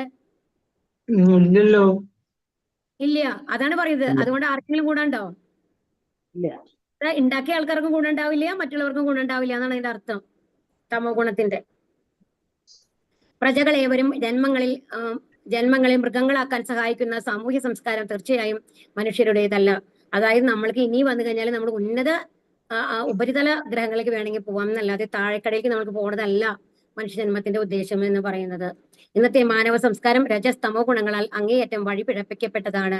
ആപത്കരമാണ് ഈ കാലം. ഇപ്പൊ നമ്മൾ നോക്കൂ, നമ്മൾ തന്നെ ശരിക്കും പറഞ്ഞു കഴിഞ്ഞാല്, ജനറൽ ആയിട്ട് പറഞ്ഞു കഴിഞ്ഞാല്, നമ്മളുടെ എസ്പെഷ്യലി മലയാളികൾ, കേരളത്തിലുള്ളവരെ എടുത്ത് നോക്കിക്കോളൂ, കുടിക്കാത്ത ആരെങ്കിലും ഉണ്ടോ? ശരിക്കും പറഞ്ഞു കഴിഞ്ഞാൽ കുടിച്ചു കഴിഞ്ഞിട്ട് ഭാര്യ എത്ര കഥകളാണ് നമ്മൾ കേൾക്കുക. ശരിക്കും പറഞ്ഞു കഴിഞ്ഞാൽ ആ ഒരു ഡ്രിങ്ക്സ് എന്ന് പറയുന്നത് നമ്മുടെ മനസ്സിനെ ഉന്മത്തമാക്കാണ് ചെയ്യുന്നത്, ഉന്മാദ അവസ്ഥയിലേക്ക് കൊണ്ടുപോവാണ്. അതാണ് തമോ ഗുണം എന്ന് പറയുന്നത്. ആ ഒരു അവസ്ഥയിൽ അവര് ആരോട് എന്താ ചെയ്യുന്നതെന്ന് അവര് മറന്നു പോവാണ്. അതിന്റെ ആ എന്താ പറയാ കിക്ക്, അതിന്റെ ആ ഒരു ഇത് കഴിയുമ്പോൾ അവർക്ക് ബോധം വരുമായിരിക്കും ഒരു തെറ്റത് ആണെന്ന്. പക്ഷെ വീണ്ടും അതേ സമയമാകുമ്പോൾ വീണ്ടും കുടിക്കണം എന്നുള്ള ഒരു ആഗ്രഹമാണ് അവർക്ക് വരുന്നത്. അല്ലെ? ലഹരികൾ അങ്ങനെയാണ്. അതുകൊണ്ടാണ് നമ്മൾ ഈ സ്കൂളിൽ പൊതുവെ ടീ കോഫിയും കൂടി ഉപയോഗിക്കാൻ പാടില്ല എന്ന് പറയുക കേട്ടോ. അത് നിർബന്ധമല്ലെങ്കിലും. അപ്പൊ ഈ മാനവ സംസ്കാര രജസ്തമോ ഗുണങ്ങളാൽ അങ്ങേയറ്റം വഴിപിഴപ്പിക്കപ്പെട്ടതാണ്. ആപത്കരമാണ് ഈ കാലം. മനുഷ്യവർഗത്തെ ഒരു മഹാവിപത്തിൽ നിന്ന് രക്ഷിക്കാൻ വേണ്ടി സുലളിതമായ കൃഷ്ണാബോധ പ്രക്രിയയിലേക്ക് നയിക്കാൻ എല്ലാ രാഷ്ട്രങ്ങളും ശ്രദ്ധിക്കണം.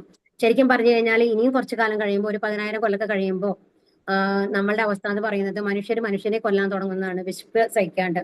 വേറെ ഒന്നും ഉണ്ടാവില്ല കഴിക്കാനായിട്ട്. അപ്പൊ മുമ്പിലുള്ള ആൾക്കാരെ കൊന്നു കഴിക്കാം. ഇപ്പൊ സിംഹങ്ങളൊക്കെ മാനിനെയൊക്കെ കഴിക്കുന്നുണ്ടല്ലോ. മനുഷ്യനെ കഴിക്കുന്ന ഒരു കാലം വരുന്നാണ് പറയുന്നത്, കലിയുഗത്തിന്റെ അവസാനം ആകുമ്പോഴേക്കും. ഒന്ന് ആലോചിച്ച് നോക്കൂ. അത്രയും തമോ ഗുണത്തിൽ നമ്മൾ മുഴുകാനാണ് പോകുന്നത് എന്നാണ് പറയുന്നത്. സത്വ സഞ്ജായതേ ജ്ഞാനം രജസോലോ ഭയേവജ പ്രമോദ മോഹോ തമസോ ഭവതോ ജ്ഞാനമേവജ. സത്വഗുണത്തിൽ നിന്ന് യഥാർത്ഥമായ ജ്ഞാനവും രജസിൽ നിന്ന് ലോഭവും തമസിൽ നിന്ന് പ്രമാദവും മോഹം മൗഢ്യം എന്നിവയും ഉണ്ടാകുന്നു. ഓരോന്നിൽ നിന്നും എന്തൊക്കെയാണ് ഉണ്ടാവണമെന്നാണ് ഇവിടെ പറയുന്നത് കേട്ടോ. സത്വഗുണത്തിൽ നിന്ന് എന്താ ഉണ്ടാവുന്നത്? ഭഗവാനെ കുറിച്ചുള്ള രജസിൽ നിന്നോ കൂടുതൽ ആഗ്രഹങ്ങളാണ് ഉണ്ടാവുക. ഇനിയും വേണം എന്നുള്ള ആഗ്രഹം, അതാണ് ലോഭം എന്ന് പറയുന്നത്. തമസിൽ നിന്നോ പ്രമാദം, മോഹം, മൗഢ്യം, അതായത് സ്വയം ബോധം ഇല്ലായ്മ എന്നുള്ള ഒരു അവസ്ഥയിലേക്കാണ് അവരെത്തുക. ജനങ്ങളിൽ ഭൂരിപക്ഷത്തിനും സമൃദ്ധിയും സന്തുഷ്ടിയും വർദ്ധിച്ചില്ലെന്ന് വന്നാൽ പോലും സമൂഹത്തിൽ ചെറിയൊരു ശതമാനമെങ്കിലും കൃഷ്ണാബോധം വളർത്തി സത്വഗുണത്തിലായാൽ ലോകത്തിൽ ഒട്ടാകെ ഐശ്വര്യവും സമാധാനവും ഉണ്ടാവാൻ സാധ്യതയുണ്ട്. കാരണം കൃഷ്ണാബോധം നമ്മുടെ ഉള്ളിൽ വരുമ്പോ എന്താണ് വ്യത്യാസം വരുന്നത്? നമ്മൾ മറ്റുള്ളവരെക്കാളും മേലെയാണ് താഴെയാണെന്നുള്ള ഒരു ബോധം മാറും അല്ലെ? നമ്മൾ നമ്മുടെ പ്രവൃത്തികളുടെ ഫലം അനുഭവിക്കുന്നു, മറ്റവരുടെ പ്രവൃത്തികളുടെ ഫലം അനുഭവിക്കുന്നു എന്നുള്ള ആ ഒരു ഇതിലേക്ക് നമ്മൾ എത്തിക്കഴിഞ്ഞു കഴിഞ്ഞാൽ ആർക്കും ആരോടും വിദ്വേഷമോ ദേഷ്യമോ മത്സര ബുദ്ധിയോ ഉണ്ടാവില്ല. അങ്ങനെ വരുമ്പോ തന്നെ നമ്മുടെ ഈ ലോകം എന്തായിരിക്കും? കുറച്ചും കൂടി പീസ്ഫുൾ ആയിരിക്കും, ഐശ്വര്യമുള്ളതായിരിക്കും, സമാധാനമുള്ളതായിരിക്കും. മറിച്ച് രജസ് തമോ ഗുണങ്ങളിലാണ് ജനങ്ങൾ മുഴുകുന്നതെങ്കിൽ ഇവിടെ ഐശ്വര്യമോ സമാധാനമോ ഉണ്ടാവുക സാധ്യമല്ല. കാരണം ഓരോ രാജ്യവും എന്താണ് ചെയ്യുന്നത്? മറ്റു രാജ്യങ്ങളെ വെട്ടിപ്പിടിച്ചുകൊണ്ട് നമ്മൾ ഈ ലോകത്തിന്റെ നേതാവാണെന്നുള്ള ആഗ്രഹത്തിലാണ് ഇരിക്കുന്നത് അല്ലെ? അത്തരം ആഗ്രഹങ്ങളൊക്കെ രജോ ഗുണം തമോ ഗുണത്തിൽ നിന്ന് വരുന്നതാണ്. ഈ രജോ ഗുണം നമ്മൾ ഇന്ന് മാറി സത്വഗുണത്തിൽ വന്നു കഴിഞ്ഞാലോ ഓരോരുത്തരും അവരവരുടെ രാജ്യത്തിലാണ് ഇരിക്കുന്നത്. നമ്മുടെ രാജ്യത്തെ പ്രജകൾ സന്തോഷമായിരിക്കുന്നുണ്ടോ അത് നോക്കിയാൽ മതി എന്നുള്ള ലെവലിലേക്ക് അവര് നമ്മളെ ചുരുക്കി കഴിഞ്ഞു കഴിഞ്ഞാൽ ഈ ലോകത്ത് ഇത്രയും യുദ്ധങ്ങൾ ഉണ്ടാവില്ല. ഓരോ ചെറിയ സ്ഥാനങ്ങൾക്ക് വേണ്ടിയിട്ട് എത്രയോ ആൾക്കാർ മരിക്കേണ്ടി വരില്ല എന്നുള്ളത് മനസ്സിലാക്കണം. ഊർദ്ധം ഗച്ഛന്തി സത്വസ്ഥ മധ്യേ തിഷ്ഠന്തി രാജസാഹ ജഗന്യ ഗുണവൃത്തിസ്ഥ അധോ ഗച്ഛന്തി താമസാഹ. സാത്വിക സ്വഭാവികൾ ക്രമേണ ഉത്കൃഷ്ട ലോകങ്ങളിലേക്ക് ഉയരുന്നു. രാജസ പ്രകൃതിയുള്ളവർ ഭൂലോകങ്ങളിൽ ജീവിക്കുകയും നീചമായ തമോ ഗുണത്തിനകപ്പെട്ടവർ നരകങ്ങളിൽ പോയി നിബദിക്കുകയും ചെയ്യുന്നു. ഒന്ന് നേരത്തെ പറഞ്ഞു, സാത്വിക സ്വഭാവികൾ എവിടേക്കാ പോവുക?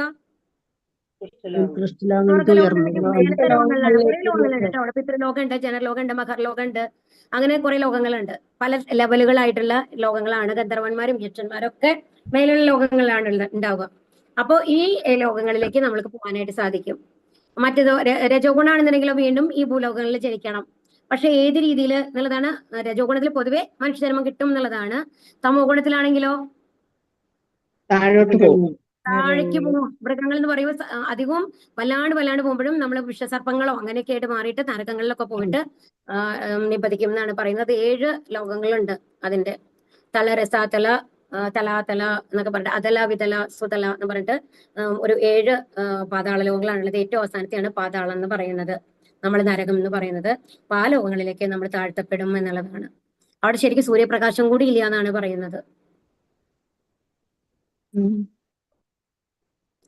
നാന്യം ഗുണേഭ്യ കർത്താരം യഥാ ദ്രഷ്ടാനു പശ്യതി ഗുണേഭ്യശ്ച പരം വേത്തി മദ്ഭാവം സോധി ഗച്ഛതി.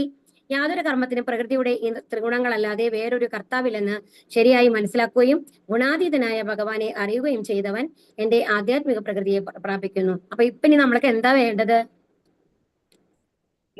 എവിടെ ഈ ഗുണങ്ങളിൽ നിന്നും മേലെ പോണം അല്ലെ? നമ്മളെ ബന്ധിച്ചിരിക്കുകയാണ് ഈ 3 ഗുണങ്ങള്. സത്വഗുണാണെങ്കിലും നമ്മൾക്ക് എന്താ അഹങ്കാരം തരുന്നത്? നമ്മൾക്ക് അറിവുണ്ട്, ഞാനുണ്ട് എന്നുള്ള അറിവ് തരുന്നതുകൊണ്ട് നമ്മൾ വീണ്ടും ഭൂലോകത്തേക്ക് വരികയാണ്. രജോ ഗുണാണെങ്കിൽ തീർച്ചയായിട്ടും ഇവിടെ തന്നെ വരണ, വേറെ വഴിയില്ല. തമോ ഗുണാണെങ്കിൽ നരകത്തിലും പോവാം അല്ലെ? അപ്പൊ ഈ 3 ഗുണങ്ങളല്ലാതെ അപ്പൊ നമ്മളുടെ എല്ലാ കർമ്മത്തിനും കാരണമാരാണ്? നമ്മളുടെ ഗുണങ്ങൾ. 3 ഗുണങ്ങളാണ്. അപ്പൊ വേറെ കർത്താവില്ല. അപ്പൊ എന്ത് വേണം? ഈ ഗുണങ്ങളിൽ നിന്ന് ഈ 3 ഗുണങ്ങളിൽ നിന്ന് മോചിതനായി കഴിഞ്ഞാൽ നമ്മൾക്ക് പാപോല്യ പുണ്യോലിയാത്ത ഒരവസ്ഥയിൽ എത്താല്ലേ. അപ്പൊ അതിനെന്ത് വേണം? ഗുണാതീതനായിട്ടുള്ള ഭഗവാനെ അറിയണം. ആ ഭഗവാൻ അങ്ങനെ അറിഞ്ഞു കഴിഞ്ഞാൽ എന്തായിരിക്കും? ഭഗവാന്റെ പ്രകൃതിയെ പ്രാപിക്കും. അപ്പൊ ഈ 3 ഗുണങ്ങൾ നമ്മൾ ഉണ്ടാവില്ല ആണ്. കൃഷ്ണനാണ് യഥാർത്ഥ ആധ്യാത്മിക ആചാര്യൻ. അങ്ങനെയുള്ള അദ്ദേഹം അർജുനന് ഈ ജ്ഞാനം നൽകി. അതുപോലെ ശരിക്കും കൃഷ്ണാവബോധം ഉദിച്ചവരിൽ നിന്ന് വേണം ത്രിഗുണാധിഷ്ഠിതമായ കർമ്മങ്ങളെക്കുറിച്ചുള്ള ഈ ശാസ്ത്രം പഠിക്കാൻ, അല്ലെങ്കിൽ ജീവിതം വഴിപിഴച്ചേക്കും. അപ്പൊ എന്താണ് വേണ്ടത്? നമ്മൾക്ക് ശരിക്കും എല്ലാം അറിയുന്നത് ആർക്കാണ്? ഭഗവാനാണ്. അപ്പൊ ആ ഭഗവാന്റെ ശുദ്ധ ഭക്തന്മാരിൽ നിന്ന് വേണം നമ്മൾ ഈ അറിവ് സ്വീകരിക്കാൻ. കാരണം അവർക്ക് മാത്രമാണ് ഭഗവാൻ ആ ജ്ഞാനം കൊടുത്തിട്ടുണ്ടാവുള്ളൂ. അപ്പൊ യഥാർത്ഥ ജ്ഞാനം ലഭിക്കണമെന്നുണ്ടെങ്കിൽ ആരെയാണ് നമ്മൾ ആശ്രയിക്കേണ്ടത്? ഭഗവാന്റെ ശുദ്ധഭക്തന്മാരായിട്ടുള്ള ഗുരുക്കന്മാരെ ആശ്രയിക്കണം. അതാണ് അവർ തന്നിട്ടുള്ള ഈ ഭഗവത്ഗീത, ഭാഗവതം എന്നും മാറിയിട്ടുള്ള പുസ്തകങ്ങളെ ആശ്രയിക്കണം, അല്ലെ? അല്ലെങ്കിൽ എന്താണ്? വീണ്ടും നമ്മുടെ ജീവിതം വഴിപിഴയ്ക്കും. വിശ്വാസ്യനായ ആധ്യാത്മിക ഗുരുവിന്റെ ഉപദേശത്തിലൂടെ ഒരാൾക്ക് തന്റെ ആധ്യാത്മിക നിലയെക്കുറിച്ചും ഭൗതിക ശരീരത്തെക്കുറിച്ചും ഇന്ദ്രിയങ്ങളെക്കുറിച്ചും അറിവ് നേടാം. അപ്പൊ എന്താണ് വേണ്ടത്? ഒരു ആധ്യാത്മിക ഗുരുവിന്റെ ഉപദേശങ്ങൾ നമ്മൾ സ്വീകരിക്കണം എന്നുള്ളതാണ്. താൻ എങ്ങനെ ബന്ധനത്തിൽ പെട്ടു എന്നും പ്രകൃതിയുടെ ത്രിഗുണങ്ങളാൽ എത്രത്തോളം ആകർഷനായിട്ടുണ്ടെന്നും ഗ്രഹിക്കാം. ഇപ്പൊ നമ്മൾ കുറെ ഗുണങ്ങളൊക്കെ പറഞ്ഞു, അല്ലെ? അപ്പൊ നമ്മൾക്ക് നമ്മളെ അനലൈസ് ചെയ്യാൻ ഇപ്പൊ പറ്റില്ലേ? നമ്മൾക്ക് ഏത് ഗുണത്തിലാണ് നമ്മളുള്ളതെന്ന് ഓരോരുത്തർക്കും സാധിക്കില്ലേ? സാധിക്കും. കാരണം ഇത് നമ്മൾ വീണ്ടും നോക്കിക്കഴിഞ്ഞാൽ ഏതൊക്കെ ഗുണങ്ങളാണ് നമ്മളിൽ കാണുന്നത്, നമ്മൾ ഓരോ സമയത്ത് എങ്ങനെയാണ് പ്രവർത്തിക്കുന്നത് നോക്കിക്കഴിഞ്ഞാൽ നമ്മൾക്കറിയാം. ഓരോ സമയത്തും നമ്മൾ സത്വഗുണത്തിലാണോ, രജോ ഗുണത്തിലാണോ, തമോ ഗുണത്തിലാണോ ഉള്ളത് എന്നുള്ളത്. അപ്പൊ എന്നിട്ട് എന്താണ് നമ്മൾ ശ്രമിക്കേണ്ടത്? അറ്റ്ലീസ്റ്റ് സത്വഗുണത്തിലെങ്കിലും നമ്മൾ എത്താൻ ശ്രമിക്കണം എന്നുള്ളതാണ്. ഗുണാനേതാനി നതീത്യ ഗുണാനേതാനതീത്യത്രീൻ ദേഹി ദേഹ സമുദ്ഭവാൻ ജന്മ മൃത്യുജരാ ദുഃഖമശ്നുതേ. ശരീരസമ്മതികളായ ഈ 3 ഗുണങ്ങളെയും അതിക്രമിക്കാൻ സാധിച്ചാൽ ശരീരസ്ഥനായ ജീവന് ജനനം, മരണം, വാർദ്ധക്യം മുതലായ ക്ലേശങ്ങളിൽ നിന്ന് മുക്തനായി ഈ ജീവിതത്തിൽ തന്നെ അമൃതം ആസ്വദിക്കാം. എന്താണ് അമൃതം എന്ന് പറയുന്നത്? മോക്ഷം, ആത്മീയ ലോകം എന്നുള്ളതാണ്. ഭഗവാന്റെ ആ സ്ഥാനത്തേക്ക് എത്താം എന്നുള്ളതാണ് ഇവിടെ പറയുന്നത് കേട്ടോ. ഈ 3 ഗുണങ്ങളെ അതിക്രമിച്ചാല് ത്രിഗുണങ്ങളുടെ സ്വാധീനത വലയം ഭേദിച്ചു കഴിഞ്ഞാലാണ് മനുഷ്യൻ ഭക്തിനിഷ്ഠമായ സേവനത്തിൽ തൽപരനാകുന്നത്. അപ്പൊ ഇപ്പൊ നമ്മളൊക്കെ കുറച്ച് സത്വഗുണത്തിന്റെ പ്രഭാവം നമ്മളിൽ ഉള്ളത് കൊണ്ടാണ് ഈ ഭഗവത്ഗീത പഠിക്കണമെന്നും ഭഗവാനെ കുറിച്ച് അറിയണമെന്നും നമ്മൾക്ക് തോന്നുന്നത്. ഇത് രജോ ഗുണോ തമോ ഗുണോ അല്ല. അപ്പൊ ഈ സ്വാധീനത്തിന്റെ വലയം നമ്മൾ ഭേദിക്കാൻ നമ്മൾക്ക് സാധിച്ചാൽ തീർച്ചയായിട്ടും നമ്മൾക്ക് ആ ഭക്തിയിൽ വീണ്ടും വീണ്ടും ഭഗവാനിലേക്ക് കൂടുതൽ എത്തണം, ഭഗവാന്റെ നാമങ്ങൾ ചെല്ലണം എന്നുള്ള ആഗ്രഹം കൂടി വരുന്നത് സത്വഗുണത്തിലേക്ക് നമ്മൾ പോകുന്നതാണ്. കൈർലിംഗൈ സ്ത്രീൻ ഗുണാനേതാൻ അതീതോ ഭവതി പ്രഭോ ഹിമാചാരാ കഥം ചെയ്താം സ്ത്രീൻ ഗുണാനതി വർത്തതേ. അർജുനൻ ചോദിച്ചു, പ്രഭോ, ത്രിഗുണങ്ങളെ അതിക്രമിച്ച വ്യക്തിയുടെ ലക്ഷണങ്ങൾ എന്തെല്ലാം? എങ്ങനെയായിരിക്കും അദ്ദേഹത്തിന്റെ പെരുമാറ്റം? അയാൾ എങ്ങനെ ഈ പ്രകൃതി ഗുണങ്ങളെ അതിക്രമിക്കുന്നു? അപ്പൊ ഇപ്പൊ അർജുനൻ ചോദിക്കുകയാണ്. അപ്പൊ പറഞ്ഞു 3 പ്രകൃതി ഗുണങ്ങളെ അതിക്രമിക്കണം എന്ന് പറഞ്ഞുല്ലോ. അങ്ങനെയാണെങ്കിൽ എന്റെ അടുത്തേക്ക് വരാമെന്നാണ് ഭഗവാൻ പറയുന്നത്. അപ്പൊ അർജുനൻ ചോദിക്കുകയാണ്, ഇങ്ങനെ നമ്മൾക്ക് എങ്ങനെയാണ് അറിയുക ഈ 3 പ്രകൃതി ഗുണങ്ങളെ അതീതനാണ് ഒരാൾ എന്നുള്ളത്? അയാളുടെ പ്രവൃത്തികൾ എങ്ങനെയൊക്കെ ആയിരിക്കും? ഇത് നമ്മൾക്ക് അറിയാൻ വേണ്ടിയിട്ട് അർജുനൻ ചോദിക്കുന്ന ചോദ്യങ്ങളാണ്. എന്നാലാണ് ആ ഗുണങ്ങൾ നമ്മൾക്ക് വളർത്തിയെടുക്കാൻ പറ്റുള്ളൂ, അല്ലെ? അതെ. ശ്രീ ഭഗവാനുവാച പ്രകാശം ച പ്രവൃത്തിം ച മോഹമേവ ച പാണ്ഡവ നദ്വേഷി സംപ്രവൃത്താനി നവൃത്താനി കാംക്ഷതി ഉദാസീനാവദാസീനോ ഗുണേര്യോ ന വിചാര്യതേ ഗുണാ വർത്തന്ത ഇത്യേവം യോപതിഷ്ഠതി നേകതേ സമദുഃഖാസുഖ സ്വസ്ഥ സമലോഷ്ടാശ്മ കാഞ്ചനഃ തുല്യ പ്രിയാ പ്രിയോ ധീര തുല്യനിന്ദാത്മൻ സംസ്ത്രീഹി മാനാപമാനയോസ്തുല്യ തുല്യോ മിത്രാരി പക്ഷയോഃ സർവാരംഭ പരിത്യാഗി ഗുണാതീതാ സ ഉച്യതേ. ശ്രീ ഭഗവാൻ പറഞ്ഞു, ഹേ പാണ്ഡുപുത്ര, പ്രകാശത്തിന്റെയോ ആസക്തിയുടെയോ വ്യാമോഹത്തിന്റെയോ സാന്നിധ്യത്തിൽ ആർക്ക് വെറുപ്പ് ഉണ്ടാകുന്നില്ലയോ? അവയുടെ അസാന്നിധ്യത്തിൽ അത് വേണമെന്ന ആഗ്രഹം ഉണ്ടാകുന്നില്ലയോ? പ്രകൃതി ഗുണങ്ങൾ ഉളവാക്കുന്ന പ്രതികരണങ്ങളിൽ ആര് പ്രക്ഷുബ്ധനാകാതെ ഇരിക്കുന്നുവോ? പ്രകൃതി ഗുണങ്ങളാണ് പ്രവർത്തന നിരതങ്ങളായിരിക്കുന്നതെന്ന് മനസ്സിലാക്കി ഉദാസീനനും അവയ്ക്ക് അതീതനും ആയിരിക്കുന്നുവോ? ആത്മനിഷ്ഠനായി സുഖദുഃഖങ്ങളെ തുല്യ നിലയിൽ കാണുന്നുവോ? ആരുടെ ദൃഷ്ടിയിൽ മൺകട്ടയും കല്ലും പൊന്നും വ്യത്യസ്തമല്ലയോ? ആർക്ക് പ്രിയമായോ അപ്രിയമായോ യാതൊന്നുമില്ലയോ? ധീരനും നിന്ദകളിലും സ്തുതികളിലും മാനത്തിലും അപമാനത്തിലും സമചിത്തനും ശത്രുമിത്ര ഭേദമില്ലാത്തവനും നിരരുദ്യമനുമായിരിക്കുന്ന ഒരു വ്യക്തിയെ ഗുണാതീതൻ എന്ന് പറയാം. എങ്ങനെയുള്ള ഇതാണ് പറയുന്നത്? ഇവിടെ ഒരുപാട് കാര്യങ്ങൾ പറയുന്നുണ്ട്, അല്ലെ? ആദ്യത്തെ എന്താണ് പറയുന്നത്? പ്രകാശത്തിന്റെയോ ആസക്തിയുടെയോ വ്യാമോഹത്തിന്റെയോ സാന്നിധ്യത്തിൽ ആർക്ക് വെറുപ്പുണ്ടാകുന്നില്ല. അപ്പൊ എന്താണെന്നുണ്ടെങ്കിൽ പ്രകാശം എന്ന് പറഞ്ഞു കഴിഞ്ഞാല് അതായത് നല്ല കാര്യങ്ങളൊക്കെ നമ്മൾക്ക് ഇങ്ങനെ നടന്നുകൊണ്ടിരിക്കുകയാണെന്ന് വെച്ചോളൂ. ഇപ്പോ എന്തെങ്കിലും ഒരു പ്രത്യേക കാര്യം വേണം എന്ന് തോന്നുകയാണെന്നുണ്ടെങ്കിൽ അതിപ്പോ നടന്നു നല്ല പോലെ, അതിനോട് വെറുപ്പുമില്ല. അതായത് ഒരാള് എന്ന് പറയുമ്പോ ഇപ്പൊ നമ്മൾക്ക് ചില കാര്യങ്ങൾ പറയില്ലേ, എനിക്ക് വലിയ വീട്, ഇപ്പൊ ഉദാഹരണം നമ്മള് മഹാത്മാഗാന്ധിയുടെ കഥകളിലൊക്കെ ഒരു എക്സാമ്പിൾ നിങ്ങൾക്ക് റിലേറ്റ് ചെയ്യാൻ പറ്റും എന്ന് വിചാരിച്ചിട്ട് ഞാൻ പറയുന്ന കാര്യമാണ് കേട്ടോ. ഇത് നമ്മൾ ഇതുമായിട്ട് ബന്ധപ്പെട്ട കാര്യമൊന്നുമല്ല. അപ്പം മഹാത്മാഗാന്ധിയുടെ കാര്യത്തില് അദ്ദേഹം ഭയങ്കര അഹിംസാവാദിയായിരുന്നു അല്ലേ? അപ്പോ നമ്മള് ട്രെയിനിൽ സഞ്ചരിക്കുമ്പോൾ ഒരിക്കലും ഒരു AC-യിൽ അദ്ദേഹം സഞ്ചരിച്ചിരുന്നില്ല എന്നുള്ളതാണ് പറയുന്നത്. മനസ്സിലാവുണ്ടോ? ഇത് മഹാത്മാഗാന്ധി കുറ്റപ്പെടുത്താനുള്ള അദ്ദേഹം അത്രയും മഹാനായിട്ടുള്ള ഒരാളാണ് കേട്ടോ. ശരിക്കും പറഞ്ഞ മഹാത്മാഗാന്ധിയെ പോലെ നമ്മളൊക്കെ ആയിരുന്നു എന്നുണ്ടെങ്കിൽ ഇന്ത്യ എപ്പോഴോ വേറെ ഏതോ ഒരു ലെവലിൽ എത്തിക്കഴിഞ്ഞിട്ടുണ്ടാവും. നമ്മളുടെ സ്വാർത്ഥ ബുദ്ധി ഇല്ലാത്ത ഒരു ശുദ്ധ മനുഷ്യനായിരുന്നു മഹാത്മാഗാന്ധി. പക്ഷെ ഇവിടെ ഞാൻ നിങ്ങളോട് പറഞ്ഞു തരാൻ പോകുന്ന പോയിന്റ് വേറെയാണ്. ഇപ്പോ ഒരു ഞാൻ AC ഉപയോഗിക്കുന്നില്ല എന്ന് പറയാണ്. അപ്പൊ നമ്മള് ഒരു ഹോട്ടലിലേക്ക് പോകുമ്പോൾ അവിടെ AC ഉള്ള റൂം മാത്രമേ ഉള്ളൂ. ഒരു പർട്ടിക്കുലർ കണ്ടീഷനിൽ നമ്മൾക്ക് അവിടേക്ക് പോകേണ്ടി വരികയാണ്. ഓക്കെ, അപ്പോ എനിക്ക് AC കിടക്കാൻ പറ്റില്ല. അപ്പം ഞാൻ അവരെ കൊണ്ട് ആ AC റിമൂവ് ചെയ്യിപ്പിക്കുകയാണെന്നുണ്ടെങ്കിൽ അതിന്റെ അവസ്ഥ എന്ന് പറയുന്നത്, ആ ഒരു അവസ്ഥ എന്താണ് നിങ്ങൾ പറയുന്നത്? അവരെ ബുദ്ധിമുട്ടിക്കുകയല്ലേ ചെയ്യുന്നത്? അതെ. അപ്പൊ അതിന് പറയും നമ്മൾക്ക് AC ഉണ്ടെങ്കിൽ AC, അപ്പൊ നമ്മൾ അവിടെ പോയി ആ ഹോട്ടലിൽ പോയി നിന്നു, AC ഉണ്ട്, ഓക്കെ, കുഴപ്പമില്ല. നമ്മൾ സ്ഥിരം AC-യിൽ ഇരിക്കുന്ന ഒരാളല്ല. ആ ഒരു ദിവസത്തേക്ക് ഞാൻ AC-യിൽ ഇരിക്കുന്നു, എനിക്ക് കുഴപ്പമില്ല, ഞാൻ AC-യിൽ അഡ്ജസ്റ്റ് ചെയ്തിട്ട് വരുന്നു. ഇനി അതല്ല, ഞാൻ ഇപ്പോഴും AC-യിൽ ഇരിക്കുന്ന ഒരാളാണ്, അപ്പൊ എനിക്കാണെങ്കിൽ നല്ല ചൂടല്ലേ ഇപ്പോ. അപ്പൊ AC-യിലാണ് എനിക്ക് ഇരിക്കാൻ പറ്റില്ല. നമ്മളൊരു വീട്ടിലേക്ക് ഒരു ദിവസത്തേക്ക് എന്തെങ്കിലും അവരോട് ഒരു ഫംഗ്ഷൻ ഉണ്ട്, അവിടെ പോവാണ്. അപ്പൊ അവരുടെ വീട്ടിൽ സാധാരണക്കാരാണ്, അവരുടെ വീട്ടിൽ AC ഇല്ല. അപ്പൊ അത് കാരണം കൊണ്ട് അവിടെ എനിക്ക് ഇരിക്കാൻ പറ്റില്ല, എനിക്കൊരു ഹോട്ടൽ റൂം ബുക്ക് ചെയ്ത് തരണം എന്ന് പറയുന്നതോ? അത് ബുദ്ധിമുട്ടിക്കുന്നതാണ് അല്ലേ? പക്ഷേ അപ്പൊ ഒരു ദിവസമാണ് അവര് സന്തോഷത്തിൽ നമ്മൾ ചേരുന്നു, നമ്മൾ AC ഇല്ലാത്ത ആ ഒരു ദിവസം നമ്മൾ ആ AC ഇല്ലാത്ത റൂമിൽ നമ്മൾ അഡ്ജസ്റ്റ് ചെയ്യുന്നു. അങ്ങനെ വരുമ്പോഴോ?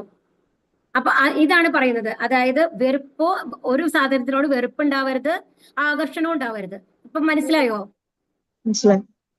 അതാണ് പറയുന്നത് കേട്ടോ. അതാണ് പ്രകാശത്തിന്റെയോ ആസക്തിയുടെയോ വ്യാമോഹത്തിന്റെയോ സാന്നിധ്യത്തിൽ ആർക്ക് വെറുപ്പുണ്ടാകുന്നില്ലയോ, ഇനി അവയുടെ അസാന്നിധ്യത്തിൽ അത് വേണമെന്ന ആഗ്രഹം ഉണ്ടാകുന്നില്ലയോ. അതായത് ഇപ്പൊ ഒരു ദിവസം AC ഇല്ല, ഓക്കെ, നമുക്കത് അഡ്ജസ്റ്റ് ചെയ്യാൻ പറ്റും എന്നുള്ളതാണ്. അല്ലപ്പോ നമ്മൾ സാധാരണ ഉപയോഗിക്കാത്ത ഒരു കാര്യമാണ് നമുക്കൊരു ലക്ഷറി കിട്ടുകയാണെന്നുണ്ടെങ്കിലും ഓക്കെ, ഞാനത് സ്വീകരിക്കുന്നു. കാരണം അവർക്ക് അതാണ് തരാൻ പറ്റുന്നത്, അത് നമ്മൾ അതുപോലെ സ്വീകരിക്കുന്നു. കാരണം അവരുടെ ലെവലനുസരിച്ചാണ് ഓരോരുത്തരും സെറ്റ് ചെയ്യുക അല്ലെ? ഇപ്പൊ എല്ലാ ദിവസവും ഞാൻ മോര് കുടിക്കുന്ന ഒരാളാണ്. ഒരു വീട്ടിൽ ചെന്നപ്പോൾ അവര് പറഞ്ഞു, ഞങ്ങളുടെ വീട്ടിൽ മോരില്ല, ഞങ്ങളൊക്കെ പാലാ കുടിക്കുന്നത്, ഒരു ഗ്ലാസ് പാല് കുടിച്ചോളൂ എന്ന് പറഞ്ഞാൽ ആ പാൽ എനിക്ക് കുടിക്കാൻ പറ്റണം. കാരണം മോരുണ്ടാക്കുന്ന പറഞ്ഞാൽ അത് അവരെ ബുദ്ധിമുട്ടിക്കുകയാണ് ചെയ്യുന്നത് അല്ലെ?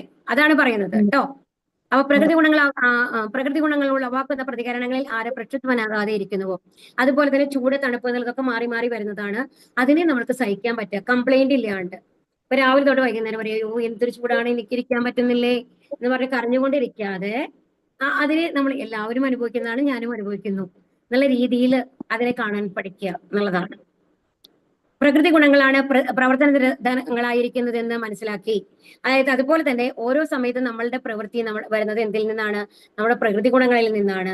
അപ്പൊ അതുകൊണ്ട് നമ്മൾക്ക് എപ്പോഴും ഉള്ളിലൊരു കൺട്രോൾ ഉണ്ടാവണം, ഇതൊക്കെ പ്രകൃതി ഗുണങ്ങളിലാണ്. അപ്പൊ ഒരാൾ നമ്മളോട് റിയാക്ട് ചെയ്യുമ്പോൾ അയാളുടെ തമോ ഗുണമാണ് ഇപ്പൊ പ്രവർത്തിക്കുന്നത്.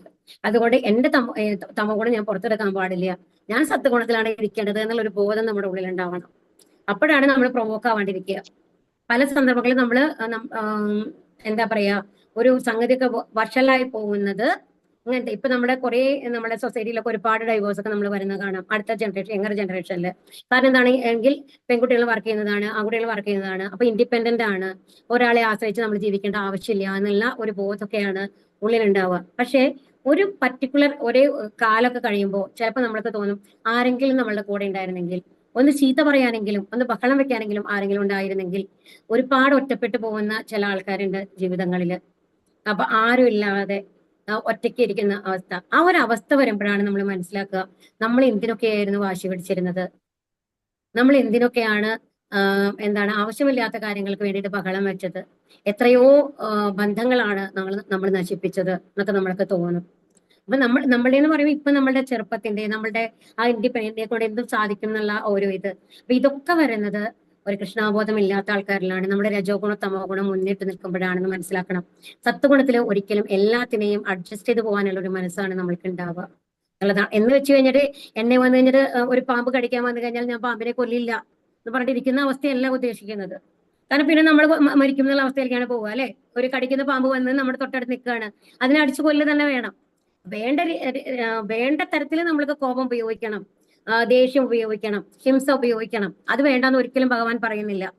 പക്ഷെ അതിനു മുമ്പ് നമ്മൾ ആലോചിക്കണം, ഇത് നല്ലതാണോ ചീത്തയാണോ. ആ ഒരു ബോധമാണ് സാത്വിക ബോധം എന്ന് പറയുന്നത്.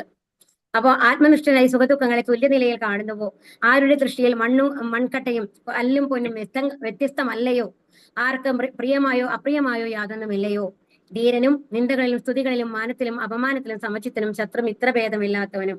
അതായത് ഇങ്ങനത്തെ ആൾക്കാർക്ക് ശത്രുക്കൾ പൊതുവെ കുറവായിരിക്കും. കാരണം വെച്ചാൽ എല്ലാവരോടും ഇഷ്ടപ്പെട്ടാണ് പെരുമാറുക. അവരെന്ത് പറഞ്ഞു കഴിഞ്ഞാൽ ചിരിക്കല്ലേ ഉള്ളൂ. അതുകൊണ്ട് അവർക്ക് നമ്മളോട് ദേഷ്യം തോന്നില്ല. പൊതുവെ അത് വന്നു കഴിഞ്ഞിട്ട് ആ ശത്രുത മാറ്റി മിത്രത കൊണ്ടുവരും എന്നുള്ളതാണ്.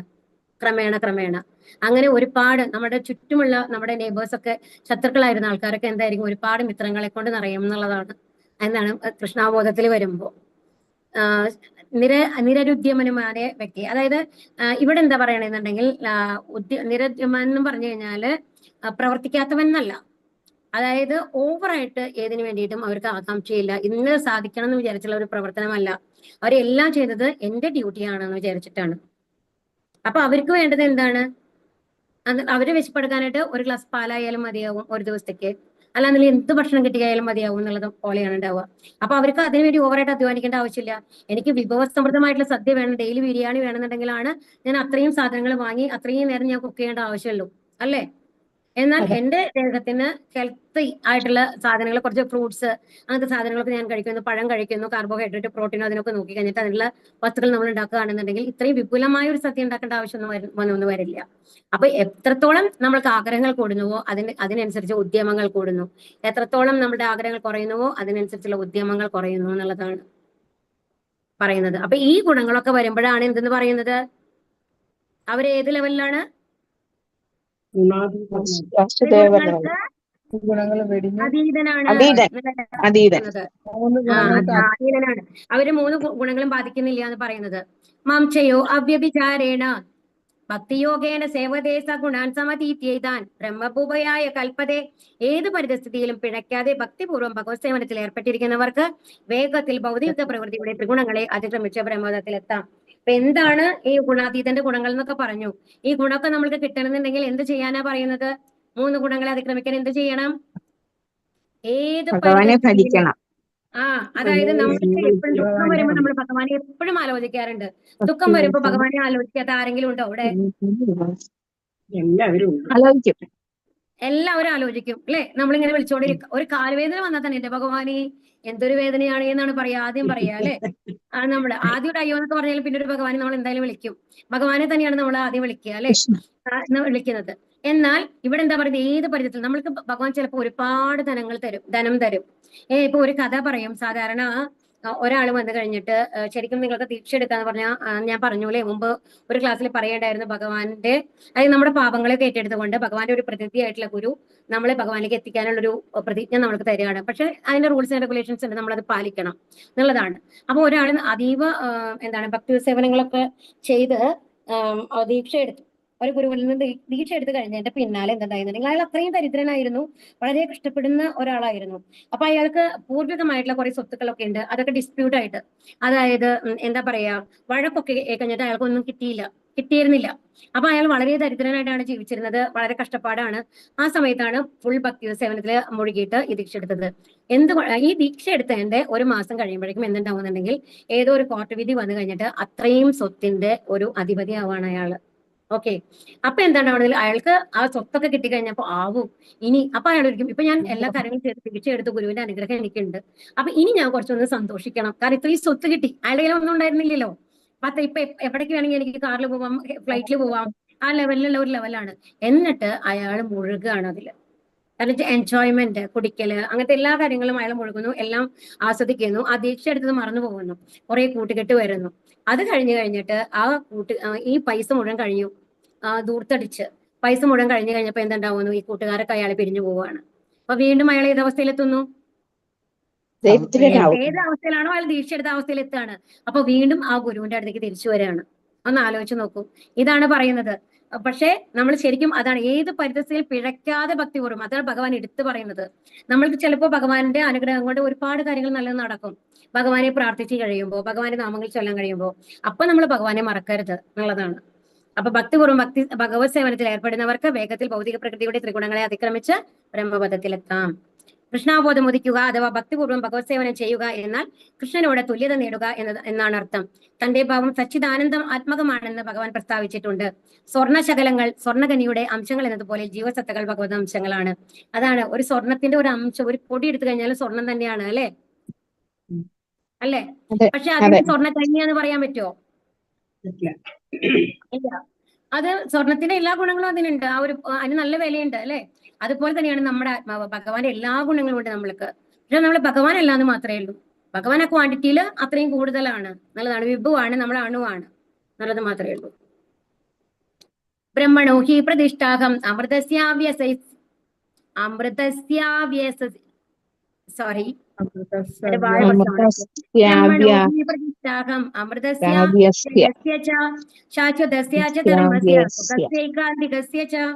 അമൃതവും അക്ഷയവും ശാശ്വതവും ആത്യന്തിക സുഖത്തിന്റെ മൂലസ്ഥാനവുമായ വ്യക്തിശൂന്യ ബ്രഹ്മത്തിന്റെ അടിസ്ഥാനവും ഞാൻ തന്നെ. അപ്പൊ എന്താ പറയുന്നത് ഇവിടെ? ഭഗവാൻ എന്താ പറയുന്നുണ്ടെങ്കിൽ അമൃതവും അക്ഷയവും ശാശ്വതവും ആത്യന്തിക സുഖത്തിന്റെ മൂലസ്ഥാനവുമായ വ്യക്തിശൂന്യ ബ്രഹ്മം, അതായത് ഭഗവാന്റെ ബ്രഹ്മജ്യോതി എന്ന് പറയുന്നുണ്ടല്ലോ, ആ ബ്രഹ്മജ്യോതിയുടെ അടിസ്ഥാനവും ആര് തന്നെയാണ്? ഭഗവാൻ തന്നെയാണ്. ഭഗവാന്റെയാണ് ബ്രഹ്മജ്യോതി. ഇപ്പോ നമ്മൾ അഷ്ടാംഗ യോഗയൊക്കെ ചെയ്തിട്ട് ഭഗവാനെ ഒരു ഊർജ്ജമായിട്ട് പ്രാർത്ഥിച്ച് അവിടെ എത്തിക്കഴിഞ്ഞാലും എവിടേക്കാണ് എത്തുന്നത്? ഭഗവാന്റെ വ്യക്തി ശൂന്യ ബ്രഹ്മത്തിലാണ്, ഭഗവാന്റെ അടുത്ത് തന്നെയാണ് എത്തുന്നത്. പക്ഷെ രസങ്ങളിലൂടെ ഭഗവാനെ സേവിക്കാൻ സാധിക്കില്ല എന്നുള്ളത് മാത്രമേ ഉള്ളൂ അവിടെ. 4 കുമാരന്മാർക്ക് ആദ്യം പരമസത്യത്തെ കുറിച്ച് ബ്രഹ്മം എന്ന സങ്കല്പമാണ് ഉണ്ടായിരുന്നത്. പിന്നീട് അവ ക്രമേണ ഭക്തിപരിതമായ ഭഗവത് സേവന തലത്തിലേക്ക് ഉയർന്നു. വ്യക്തിശൂന്യ ബ്രഹ്മസങ്കല്പത്തിനപ്പുറം എത്താൻ സാധിക്കാത്തവർക്ക് വീഴ്ച പറ്റിയേക്കാം. അതാണ് ഈ ബ്രഹ്മം എന്ന് പറയുന്നത്. ആദ്യം ഈ 4 കുമാരന്മാരെ പറ്റി കേട്ടിട്ടില്ലേ നിങ്ങള്? സനാതന കുമാരന്മാർ 4 പേര്. ഈ 4 കുമാരന്മാര്, അതെ, സനക, അതന്നെ. അപ്പൊ ആ കുമാരന്മാര് ബ്രഹ്മാവിൽ നിന്ന് ജനിച്ചതാണ്. അപ്പൊ ബ്രഹ്മാവ് എന്തിനു വേണ്ടിയിട്ടാണ് സൃഷ്ടി നടത്തിയത്?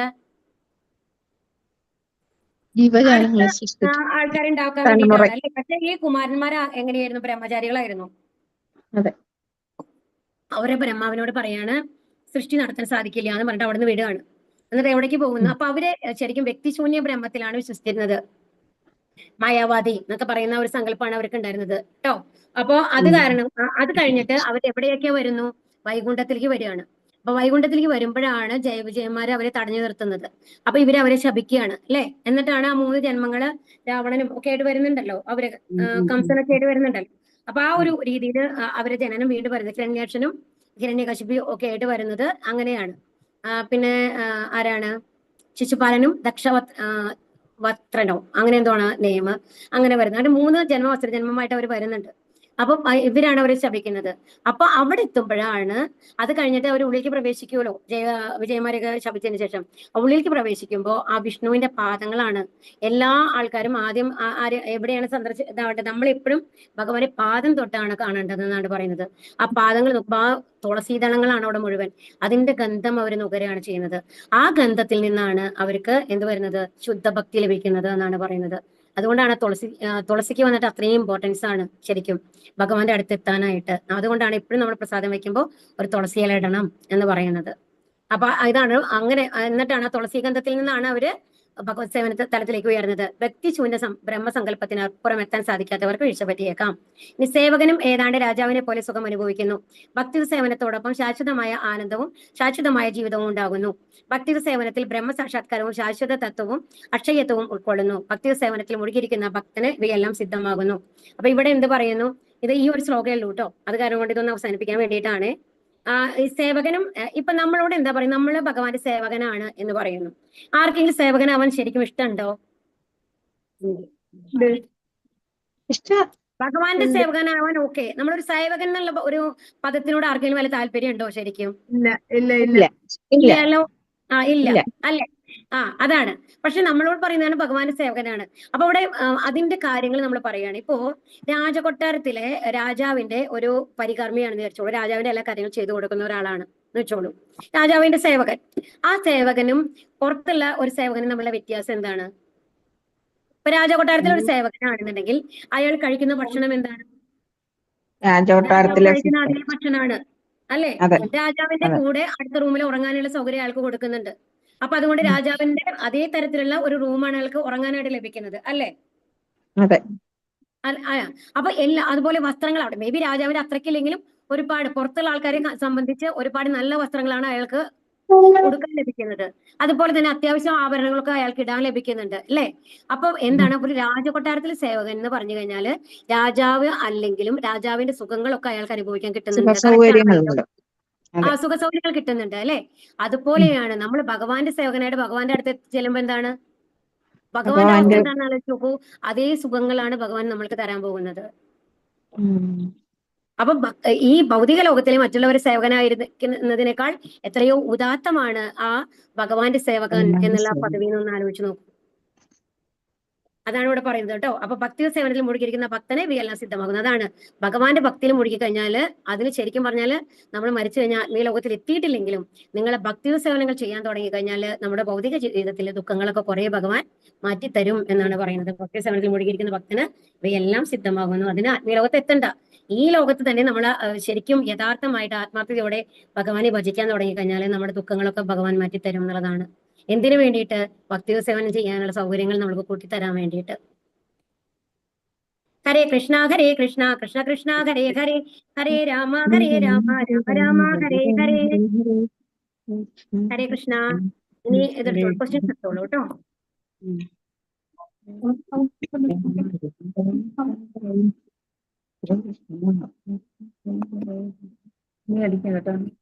അധ്യായത്തിൽ ഭഗവാൻ വിവരിക്കുന്നത് എന്തിനെ കുറിച്ചാണ്? എന്തിനെ കുറിച്ചിട്ടാണ്? പറയൂ. നമ്മൾ പറഞ്ഞുല്ലോ പ്രകൃതിയുടെ ത്രിഗുണങ്ങൾ. പ്രകൃതിയുടെ ത്രിഗുണങ്ങളും അതിനെ ഒന്നാമത്തെ ശ്ലോകം അല്ലേ മാതാജി പറഞ്ഞിട്ടുള്ളത്? അതില് അതെ, ഒന്നാമത്തെ ശ്ലോകത്തിൽ ത്രിഗുണങ്ങളെ കുറിച്ച് പറയണ്ടോ? ത്രിഗുണങ്ങളിൽ നിന്ന് എങ്ങനെ മോചിപ്പിക്കാന്നുള്ളത് പറയുന്നുണ്ട് അല്ലെ? എങ്ങനെ മോചിപ്പിക്കാം, അവ എങ്ങനെ പ്രവർത്തിപ്പിക്കാമെന്നും പറയണം. അതെ, അതായത് ഋഷികൾക്ക് ഏത് ജ്ഞാനമാണോ പരിപൂർണത നൽകിയത് ആ ജ്ഞാനത്തെ കുറിച്ച് പഠിപ്പിക്കാം. അതെന്താണ്? ഈ ത്രിഗുണങ്ങൾ എങ്ങനെയാണ് നമ്മളെ ബാധിക്കുന്നത്, അതിൽ നിന്ന് എങ്ങനെ മോചനം ലഭിക്കാം എന്നുള്ളതാണ് പഠിപ്പിക്കുന്നത് അല്ലെ? ശരി, ഇനി അടുത്ത ചോദ്യം എന്താണ്? ഭൗതിക പ്രകൃതിയിൽ എന്തെല്ലാം അടങ്ങിയിട്ടുണ്ട്? എന്തൊക്കെയാണ്? അതാണ് 3 ത്രിഗുണങ്ങള്: സത്വഗുണം, രജോ ഗുണം, തമോ ഗുണം. ഇനി അടുത്ത ക്വസ്റ്റ്യൻ. സത്വഗുണത്തിന്റെ ബന്ധനം എപ്രകാരമാണ്? എങ്ങനെയാണ്? ജ്ഞാനത്താലും സുഖത്താലും അല്ലെ? സുഖത്താലും ജ്ഞാനത്താലും ബന്ധിക്കപ്പെടുന്നു. ഇനി അടുത്തത് എന്താണ്? അളവറ്റ തൃഷ്ണയിൽ നിന്നുണ്ടാകുന്ന ഗുണങ്ങൾ ഏതാണ്? അത് രജോ ഗുണം. രജോ ഗുണമല്ലേ? ഇനി അടുത്തത് എന്താണ്? തമോ ഗുണം ഒരാളെ ബന്ധിക്കുന്നത് എങ്ങനെയാണ്? എന്താണ്? പ്രമാദം. എന്തൊക്കെയാണ്? നിദ്ര, പ്രമാദം, അതല്ലേ? ഉണ്ടെന്നല്ലേ? പറയൂ, ക്ലിയർ ആയിട്ട് പറയൂ. ഉന്മാദം കൊണ്ട് പ്രമാദം, അലസത, നിദ്ര അല്ലേ? അതാണ് പ്രമാദം, അലസത, നിദ്ര എന്നിവയാൽ ബദ്ധജീവാത്മാവിനെ കുടുക്കിയിടുന്നു തമോ ഗുണം. തമോ ഗുണം പ്രമാദം, അലസത, നിദ്ര എന്നിവയാൽ ബദ്ധജീവാത്മാവിനെ കൊടുക്കുന്നു. ഇനി അടുത്ത ക്വസ്റ്റ്യൻ പോയിക്കോളൂ. ഈ 3 ഗുണങ്ങളെയും അതിക്രമിച്ച അവസ്ഥ ഏതാണ്? വസുദേവാവസ്ഥ അല്ലെങ്കിൽ ഇനി അടുത്ത ക്വസ്റ്റ്യൻ. വസുദേവാവസ്ഥ അല്ലെങ്കിൽ എന്താണ് മാതാജി? വിശുദ്ധ സത്വാവസ്ഥ. വസുദേവാവസ്ഥ അല്ലെങ്കിൽ വിശുദ്ധ സത്വാവസ്ഥ എന്നുള്ളതാണ് കേട്ടോ. അടുത്ത ക്വസ്റ്റ്യൻ എന്താണ്?